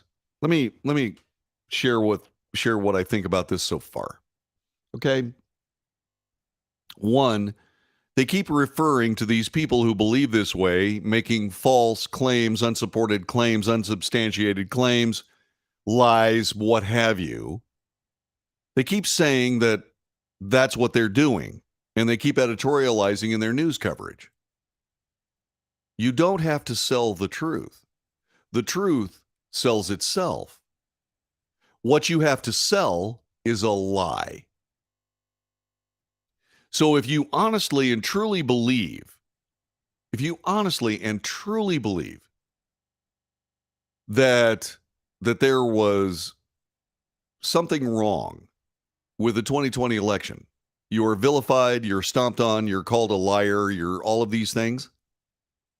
And the simple case of the matter is no one knows because we haven't done the work necessary to know. I warned that this was a bad idea at the beginning. I told President Biden that what he needed to do if he truly wanted to be a unifier was to agree with President Trump there was something wrong with the election and go back through it. And he didn't do it because the possibility existed he was going to lose the election. It's true. And so power was more important than peace of mind about our elections. And so these people that are now decrying all of this, these people that have trouble with the 2020 election, all these candidates that are running on a platform, hey, there was something wrong with the 2020 election, have no one to blame but themselves. They have no one to blame but themselves. I didn't say there was anything wrong with the 2020 election. I'm not an election denier. I'm just saying, if you don't clean this up, people are going to think there's something wrong. They didn't clean it up, and people think there's something wrong. And now what do you have? Now what you have is on the ballot, you have a group in the hundreds of politicians that are saying there was something wrong with the 2020 election, and most of them might just win. And so in this effort to try to sell something that looks pretty indefensible to me, what you're doing is you're putting yourself in a situation where all you can do is just stand there with your arms folded and said, no, we're right, you're wrong, and you're obviously un-American. Well, now hold on a second here. You're absolutely trying to sunder democracy. Now, whoa. If there was something wrong with the 2020 election, democracy has already been damaged. And we don't know because we haven't bothered to check. Because we didn't want to know the answers. We didn't want to know. If there was something wrong with the election, we didn't want to catch the people responsible. We don't want to do that. Oh my God, no. And we certainly don't want to lose the election. We got the guy we want in office. The mainstream media agreed, and the political powers of the left agreed. And the Republicans doing what they do best, which is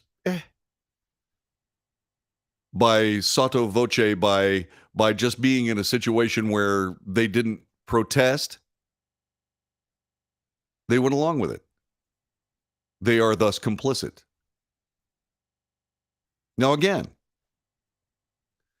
I'm not saying there was anything wrong with the 2020 election.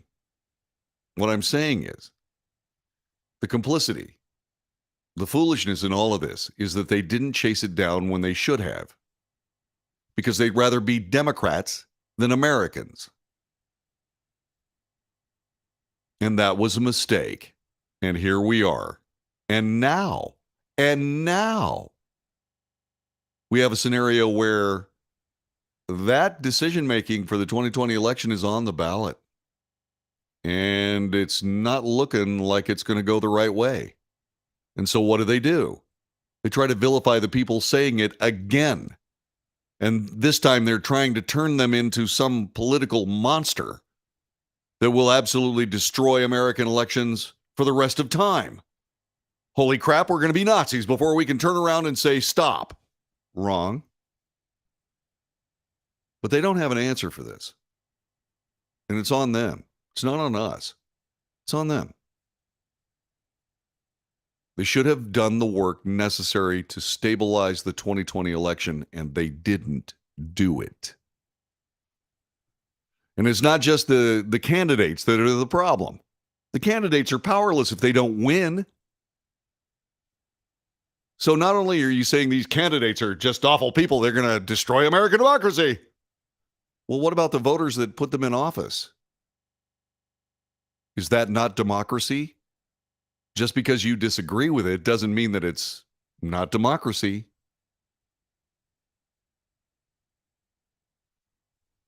Across the country, 300 candidates who have either questioned or renounced the 2020 outcome without providing evidence will be on the ballot in 2022. Once again, there we go. Without providing evidence. There's all kinds of evidence out there. Have you seen 2,000 Mules? You ought to watch it. It's an amazing film. Watch it. Dinesh D'Souza nailed it. But that film's been debunked, John David. Yeah, debunked by who? How? How is it debunked? I heard it was debunked, but I never saw how. I never saw somebody actually take the film apart and say, well, this is wrong because of this, and this is wrong because of this. Once again, nobody wants to get into it because they don't want to find out that there was a problem with the 2020 election. Nobody does, except those of us who kind of hope that the government of the United States would operate in truth instead of politics. Truth cannot overcome politics because truth is reality. By implication, if you deny truth in politics, you're denying reality in politics. And we're there. These people are vying for Congress, governor, attorney general, secretary of state. Significant numbers are running in vital battleground states that help propel Joe Biden into the White House. USA Today Network examined 7 of those swing states that Biden won: Arizona, Georgia, Wisconsin, Michigan, Pennsylvania, New Mexico, and Nevada, representing a total of 84 electoral college votes. Many were targeted by former President Donald Trump and his allies, according to sworn testimony given at the January 6th Congressional Committee. What's wrong with that? That's what you do. If you don't like the results of an election, what you do is you find somebody that's going to run and you support them to get a different outcome. That's called politics. That is, I dare say, called democracy. But of course, these candidates, these people that are supported by President Donald Trump, is nothing more than a multi-layered plot to overturn the 2020 election. I have news. The 2020 election is 2 years ago. It's gone. You can't overturn it. It's not going to be overturned. It may be superseded, but then again, that's democracy too, isn't it? So they go on through all this. Each state has electors appointed by political parties who make up the Electoral College that formally elects the president, and the January 6th committee said the Trump campaign was trying to put different electors in and blah, blah, blah, blah, blah. Okay. Did it work? The answer is no. So all of this rumination is basically an academic exercise, correct? Correct. Was there a crime committed? No. No, there wasn't a crime committed. You can do anything you want to. You can sit there and point at a group of people and say, these are electors. Except if they don't actually get anywhere, then nothing happened, did it? Unless, of course, you're trying to ignore reality, which is what's going on. This is the Wells Report. My name is John David Wells. Telephone number 817-379-2172. So are these 300 candidates actually, honestly, subverters of American democracy? Are we headed toward Nazism? Is the entire world going to end? We'll talk more next.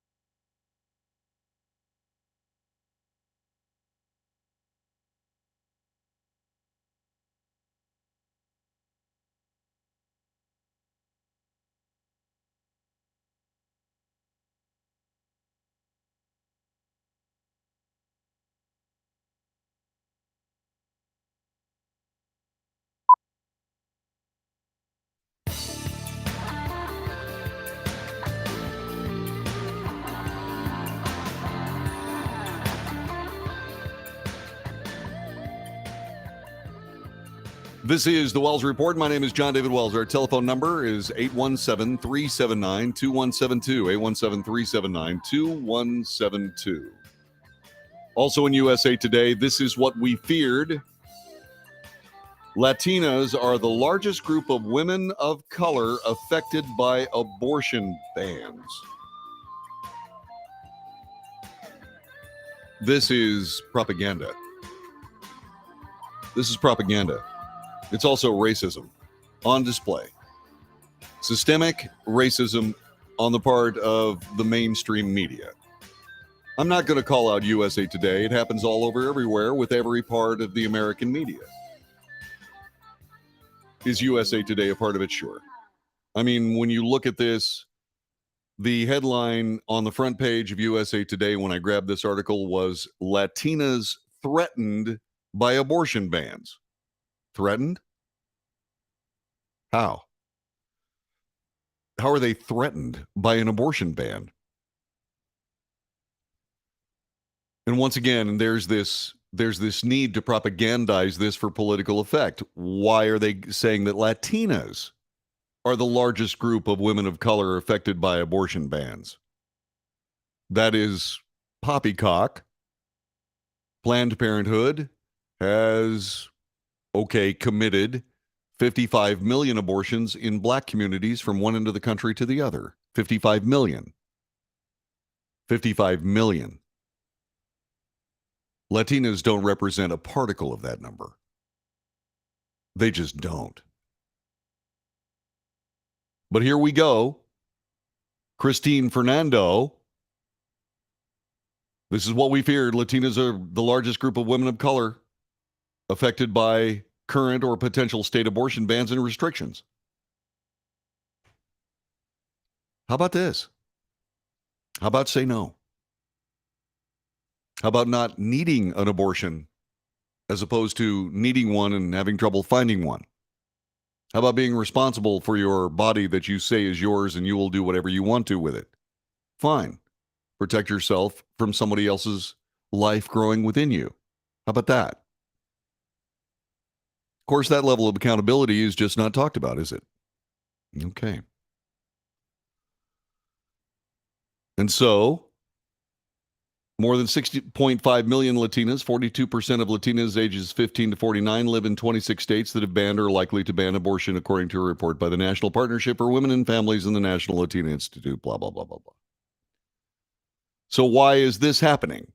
Is it because there's a genuine threat to Latinas if they can't go down and get abortion on the corner? No. No. Latinas, Latinos, Hispanics across the country are very sure that their political fortunes do not lie with the Democrat Party. And they are walking away from the party in droves. And so the machine media, best exemplified in this particular circumstance, but not the only one, USA Today, under the auspices of USA Today, we've got to scare the living hell out of Latinas and say, my God, if you elect these darn Republicans, you know that you're going to be threatened without being able to go out and get an abortion. That doesn't even come close to making sense. It is the manufacture of hysteria written large for political effect. And you can only play these cards so many times before people go, oh.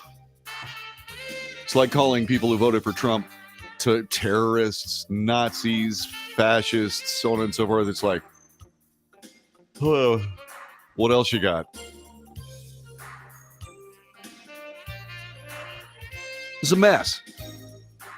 And thankfully, about 3 or 4 days from now, we can start talking about other things. I'm still considering finishing the show up with puffballs across North America.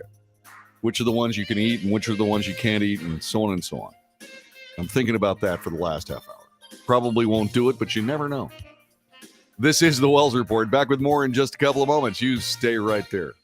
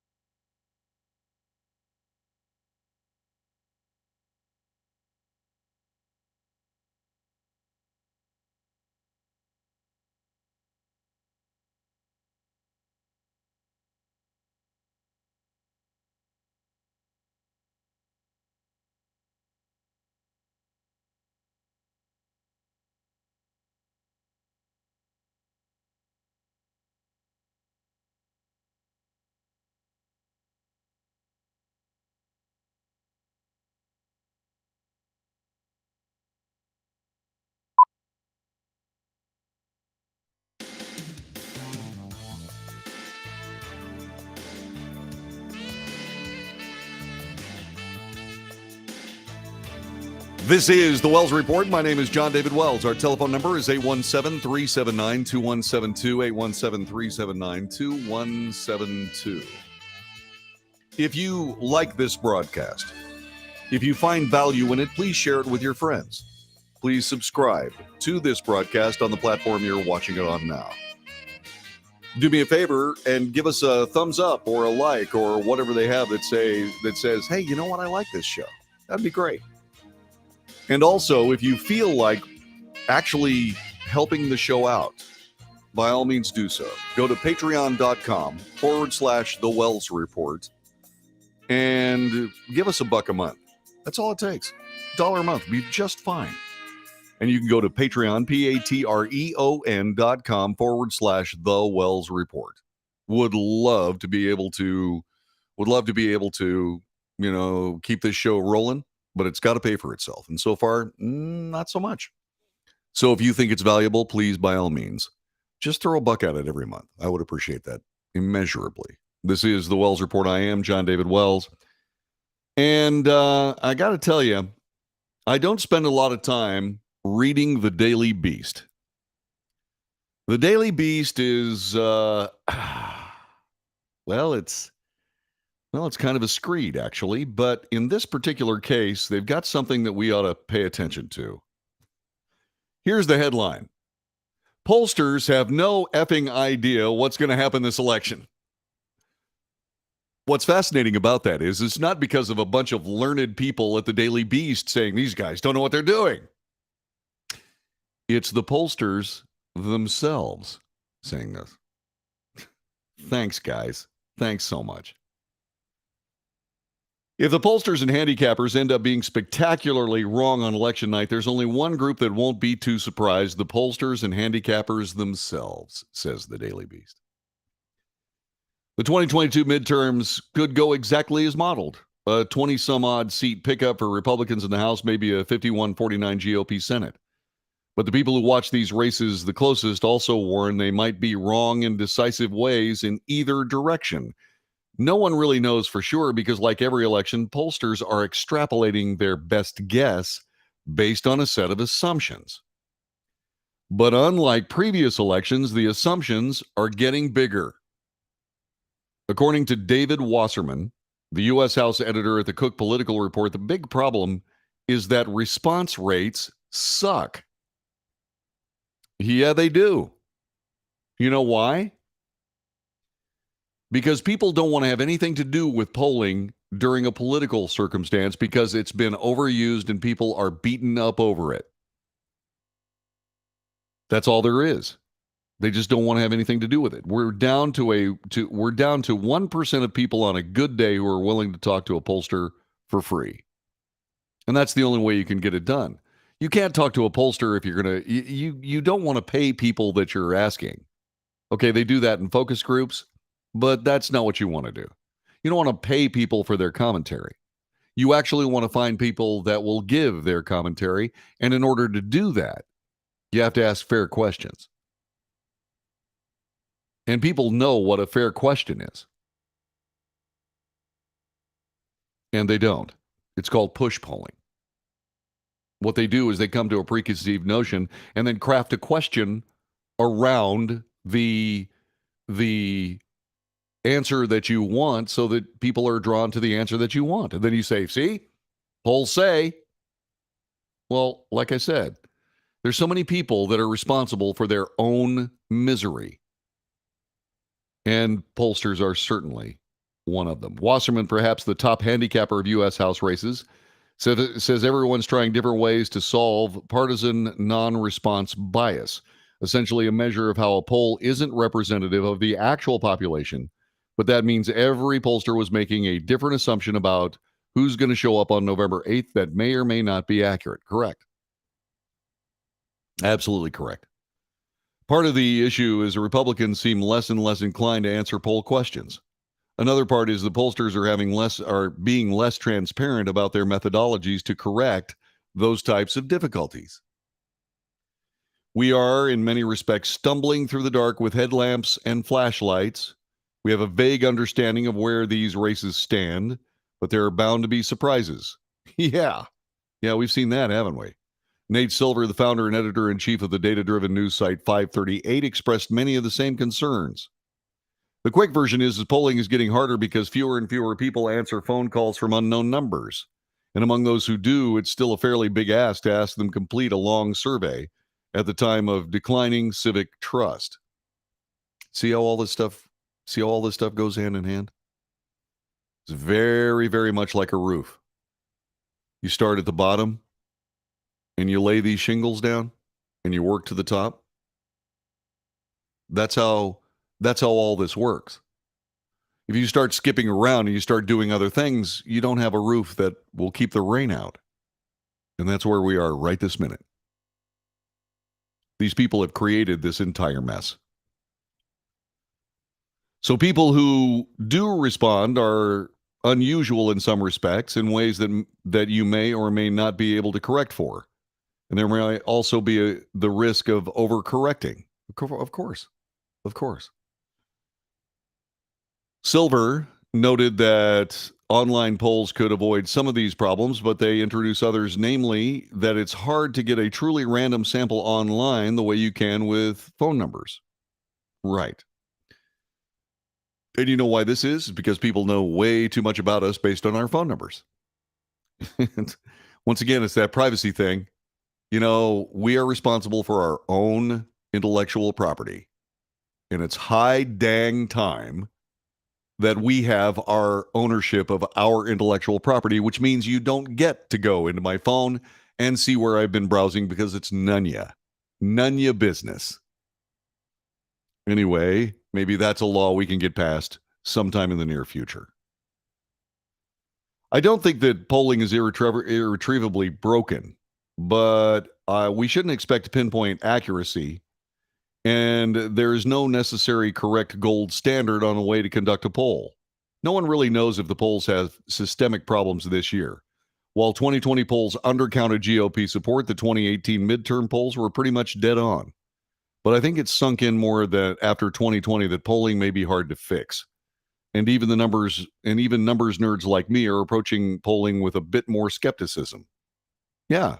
All you got to do is compare the results to the polls. They're wrong. And they're wrong because we don't want to have anything to do with it. And why don't we want to have anything to do with it? Because these politicians, because this entire process has been hitting us in the face every single election. Do this or the entire world is going to collapse. They're wrong. They're monsters. They're Nazis. They're fascists. They're this. And that's the way it's been since 2008. And I talked about scorched earth being a part and parcel of Democrat electioneering. And make no mistake, the Republicans weren't really bashful about calling their political opposition the boogeymen either. But at the end of all of it, all these cards have been played way too many times. And the people of the United States are finished with it. Here's what we have. By virtue of the fact that both sides keep trying to vilify each other constantly and make each other the issue as opposed to actually following the issues, we end up believing that there are monsters on both sides that we have to protect ourselves from, and you have to vote for the lesser of two evils. Have you heard that before? And so when you're in a situation where now you have what you consider, because each side says the other sides are monsters, what do you have? By golly, you have a government you can't turn your back on. And we have a government we can't turn our back on. We turn our back on our government, and before you know it, they're teaching our kids how to have sex in elementary school. Not about sex, about how to have sex. It's grooming. That's what I think. That's just my opinion. But I find the whole thing reprehensible.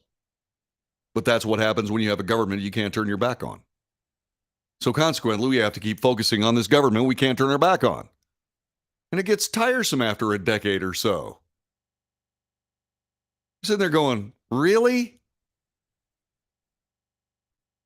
These people are idiots. They're children.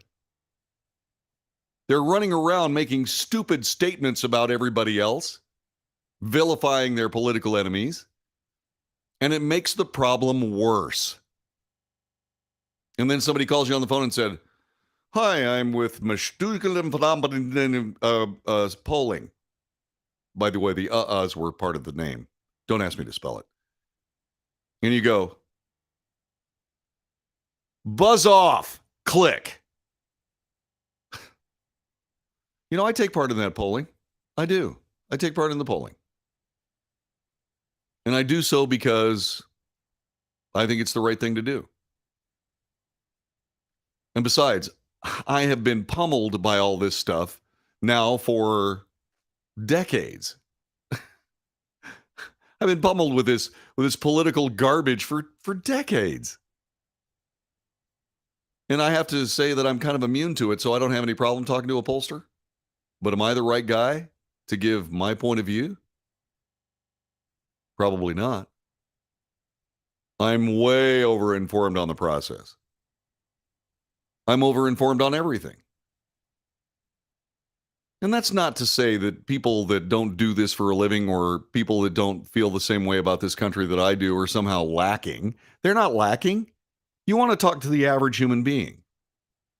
When it comes to politics and when it comes to American law, when it comes to the Constitution, when it comes to world history, when it comes to economics, when it comes to all these things, I have way too much information. Over-informed. And I'm not the person to talk to because I have perspectives that the average person doesn't have, and that is what polling has to have. The average person. And they don't have it. Now, why are we talking about this? Well, because as you know, polling can be used as a political tool. I was talking about push polling just a moment ago. Well, you'll note that whenever, say, for example, a political opponent is on the other side of the American press, there's suddenly a polling question. There's a poll. 14% of Americans believe that Donald Trump chews on his own toenails. We were asking likely voters if toenail chewing was an important issue. And some of them said yes. And so now we find out that 14% of them believe that Donald Trump chews his toenails. Can we afford to have a president that chews his toenails? No. And that's the way it works. People will ask subjective questions and then try to assign some kind of objectivity to them through a poll. Well, that doesn't work. I mean, it might be good for a news story or two, but does it actually get anything done? The answer is no, it doesn't. What it is simply trying to thwart or warp the election process in the United States to a particular political solution. And people are hip to that. And they don't want to be a part of somebody's polling that may be detrimental to what they believe politically.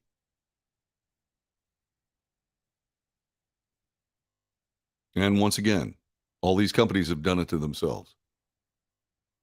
They ask the wrong questions. They ask the wrong questions the wrong way. They don't sample enough people because it's expensive.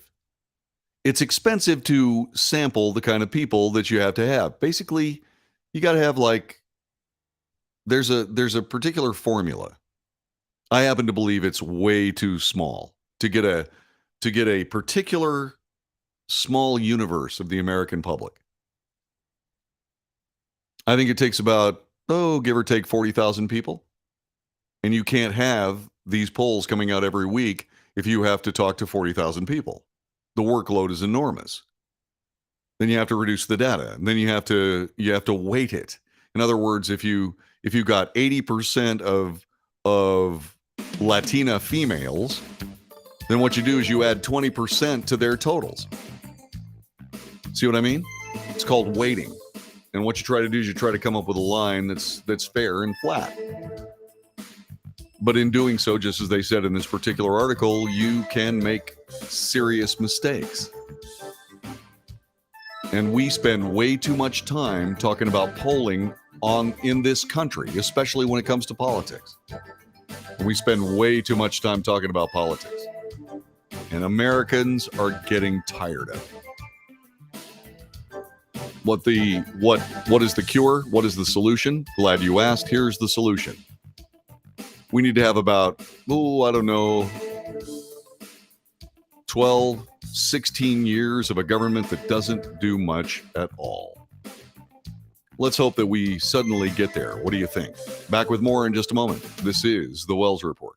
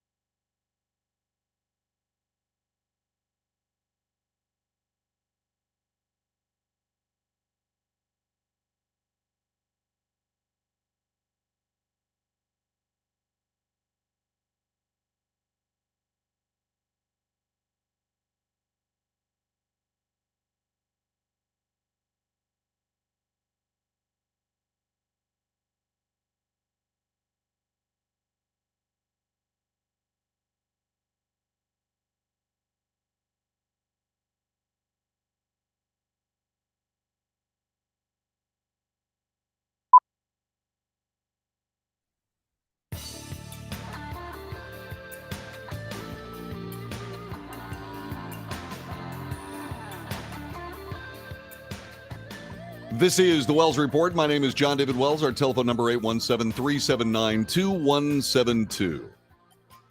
I was reminded by Mike Renwee something that the great Rush Limbaugh said, and it's absolutely true, that polling shapes public opinion. It does not measure it. And once again, that's the problem with polling. If you really, really want to find out what the American people think, ask them a straightforward question. I do it all the time. Okay? Let me give you an example of what I'm talking about. I asked earlier today, Donald Trump is considering a 2024 run for the presidency. Do you want him to? Yes or no? And why? I didn't say, Based on the failures of the Joe Biden administration and how terrible it's been with Kamala Harris and the incompetence and all that kind of crap, do you honestly think that a run for the presidency by Donald Trump would be a good idea? They do that, by the way. Maybe not so broadly, maybe not so cartoonish, but that's actually done. You've seen it yourself. Polls are really, really good about telling you what people are thinking, but they don't tell you what question those people were asked and under what circumstances. And that's the problem. So, in other words, polling is a blunt instrument. It's not precise. It's basic trends. You can't drill down to specifics on any given polling circumstance, especially if you want a poll that's relatively correct. And yes, your sampling has to be perfect. And you go through a day of sampling and you don't have anything close to what you need. You don't have the smaller universe of just exactly who's here in America. And so what you do is you go for another day and another day or another day, and you keep expanding the workforce until you have enough people that are calling enough people, asking enough questions to get a reliable sample. Well, remember, these things are coming out about every week. It takes an enormous effort.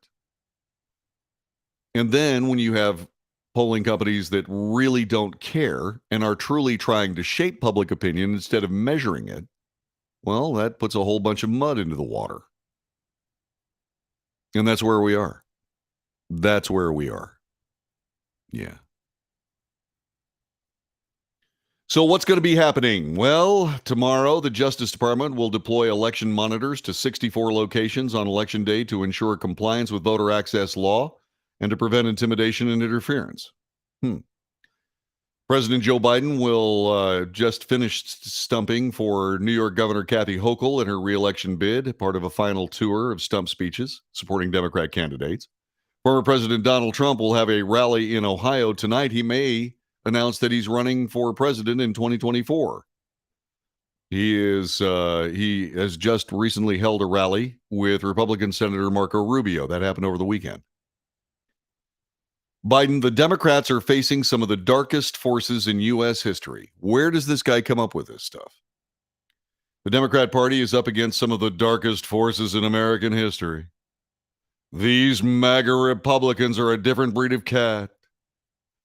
Yeah, Biden predicted Democrats have a fighting chance, even though the party that controls the White House tends to take a beating in midterm elections.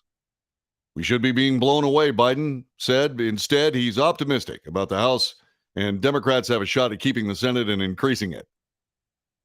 Yeah.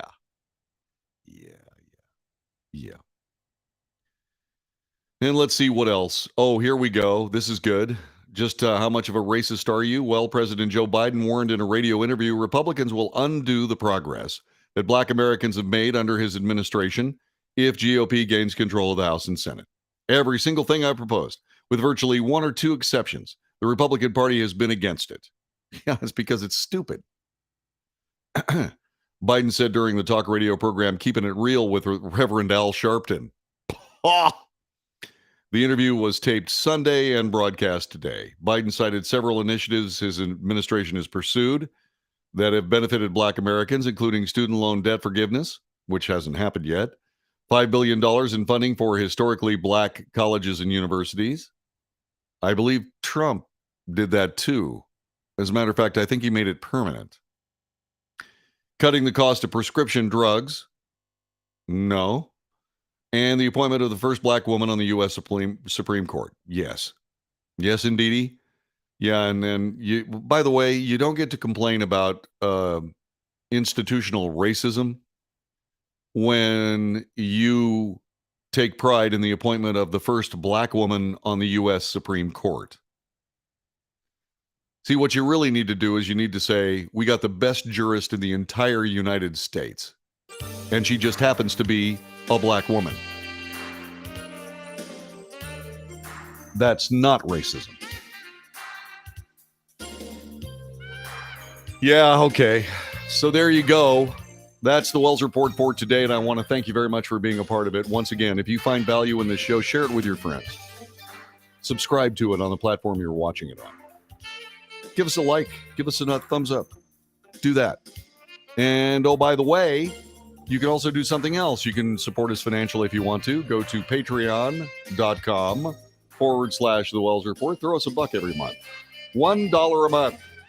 It's not much. And maybe a sterling assessment of just exactly what this show's worth. Thanks very much for joining us. We'll be back. That's like 3 cents a day. I mean, when I say here's my 2 cents, well, there you go. This is the Wells Report. We'll be back tomorrow for another edition of this broadcast. Thank you. And okie dokie. And there we go. Is there anything else we need to discuss? Let's see. We got your 6 on insulting trollers. Thank you for your service. Oh, you're certainly welcome, Gary. It was a privilege. Yeah, it was a privilege. I don't know what happened to Randy. I don't have any idea. He's a good guy, and then he wasn't. I don't know what happened. But there you go. All right, so I got to get rolling. Keep them doggies rolling right. All right, let's see. I always look forward to these. Thank you, Gary Olivier. Thank you very much. By the way, I got my orders, so I guess it's official. Even RMS says that I'm a MIZG. Yes, I'm monosodium glutamate, MSG. That's what I'm at. That's what I am now. And what are you saying? You always look forward to these little vignettes at the end of the show? Or do you look forward to the show? Answer carefully. Okay, kidding. Anyway, I'm waiting. Waiting, Gary Olivier. Waiting. About time. Oh, yeah. Yeah, I would have to say so. Yeah. Yeah, now we got to get those diamonds. Have you heard anything about those? Any idea what's going on with that? The answer is yes. D, all of the above. I love you, man. Do you have any idea when we're getting our diamonds? Do you have any idea? Have you heard anything? I have not. I've not heard a dang thing. Neff? Neg. Okay. I was going to say Neff? Really? All right. I got to go. I got work to do, and I got to put this up on Patreon and Rumble, and that's what I'm going to be doing for the next few minutes. So God bless all y'all, and I will see you tomorrow, Election Day.